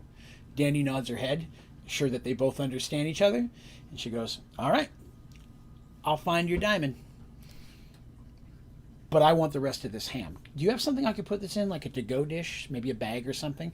Darsh would love this ham. I can't eat it all, but there's a lot of ham here. I mean, unless you really need the ham. You don't look like you need the ham. You have a lot of things here that would imply to me you can afford a ham. But if you can spare the ham, Darsh would love this ham. And he's trying to follow her. Yes, you can have the ham. I'll get something for you for the ham. She's like, awesome, thank you. Then it's a deal. Marcus makes sure that she gets the ham wrapped up nicely in some paper. It's still warm and she can still smell it. And she's like, oh, Darsh is going to love this ham. Now she's about to leave. He says, one more thing. She stops and turns and goes, it would probably be best if the rest of your friends didn't know about our arrangement and our friendship. You know, some of your friends are really noble. Might not always agree with some of the things we have to do, and I just don't want to get caught in the middle of that. I don't want you caught in the middle of that. Danny smiles. She goes, I know the rules. I won't tell them unless you become a problem. And then she just smiles, turns around, and skips out the door. Marcus smiles, and sits back down at the desk. But just thinking about what he's done. Both good and bad. Now, it is 10:34. I've run a little bit longer tonight. I have a big thing that's next. I think we're going to wait till next time. I said I was going to try to do the 3 initiating stories. The third one's the really important one. But it's going to take a little bit of time, and it will run us a little bit too late. And unfortunately, as some of you may know, my wife did have surgery earlier this week, and so she's not able to take care of our chinchilla. I have to go up and babysit him for an hour while he runs around and gets his exercise. So the third one, as you may be telling, maybe hearing here, each of our main characters is kind of getting their own little side story, or side quest, if you will. That's going to continue in the next Merged World. And the next one is the big one. And that one will be for Artemis. But I think that's a good place to call it for today. Thank you all very much for coming by. Mergeworlds, of course, as you know, we do every other Sunday. So next week is our morning stream instead. And then the week after that, so 2 weeks from today, will be our next Mergeworlds stream. I would really recommend, if you're a fan of the story and you've heard this one by then, coming by for that one, because we really start getting into, like I said, some of the meat of the details now. So I'm sitting here rubbing my binder. I'm so happy that I'm finally at this point. But I'm very excited to share that with you all. Let's see here. Mystique, how is she doing today? She's okay. We went out today and did a little bit of shopping. She was wanting some mangas to read. So I took her out to get some of those, but she was a little sore from walking around. So she's just upstairs resting right now. She can walk around okay. It's bending over where we put strain on the stitches or gallbladder out, or she's not supposed to lift anything heavy, but just walking around when she's up, she's fine. So she's a little bit sore getting up and down, but she's doing okay. Thank you very much for asking. 2 weeks from now will be the next Merge World stream. Tomorrow night is Minecraft Monday, and we are going to be starting a brand new mod pack. Tomorrow we start Dungeons and Dragons and Spaceships, which is a special mod, a bit more on the fantasy side for Minecraft. Not that it's not already fantasy, but even more so. So if you like Dungeons & Dragons, you like Minecraft, that'd be a great time to swing by. That'll be tomorrow night at 8 p.m. Eastern. Like we said, Thursday will be our 7 Days to Die stream, and then next Sunday is our morning AM stream for those folks who can't quite get here in the evenings or who live outside of the country in different time zones, where this is like the middle of the night for them. So try to have a stream every other week for those folks. But if you have any questions about anything I covered today, or if you find any more mistakes I made like last time, please be sure to put those down in the comments or join us on our Discord channel. You can go to Onlydraven.com, and there at the very top is a link that'll let you go to our channel, and you can jump into Discord, chat with us, talk about Merge World, talk about Minecraft, gaming, or just about your day. We're a pretty active group, and there's a lot of great people in there. We'd love to have you. On the website, you'll also find links to all my social media accounts, especially Twitter, which is at Onlydraven. That's the one I'm most active on, but we got Facebook and Snapchat and Tumblr and all that stuff in there as well. As you'll find my streaming schedule, links to all my videos and tutorials. You'll also find the ODG store. We got some brand new merch up on the ODG store. Give you a couple examples of that. The first one you see, and the lady in the shirt, that's the Dravencraft design. You can get all these things are available on mugs, shirts, stickers. Some of them are available on hats as well. We got the official Merged World symbol, which is on the gentleman at the top. And then the bottom right is the Draven's Dragons shirt, which is the name of our membership program. If you're interested in becoming a dragon, if you'll go ahead and click on the join button on my YouTube channel, you'll see all the different perks and bonuses and all the incentives that come with the membership program, including discounts at the store, get off all these type of things, as well as special, you may notice in the fonts, there's a bunch of green fonts in chat. Those are all of our members, of course. Oh, Tajo, don't worry you didn't make it. It's all good. It'll be on YouTube. You can watch it later if you like. But yeah, if you're interested in membership, definitely recommend checking that out. We've had a lot of people sign up lately. And it has been awesome introducing so many people to that. We got a Sky Factory 4 server that is available to all members unlimited.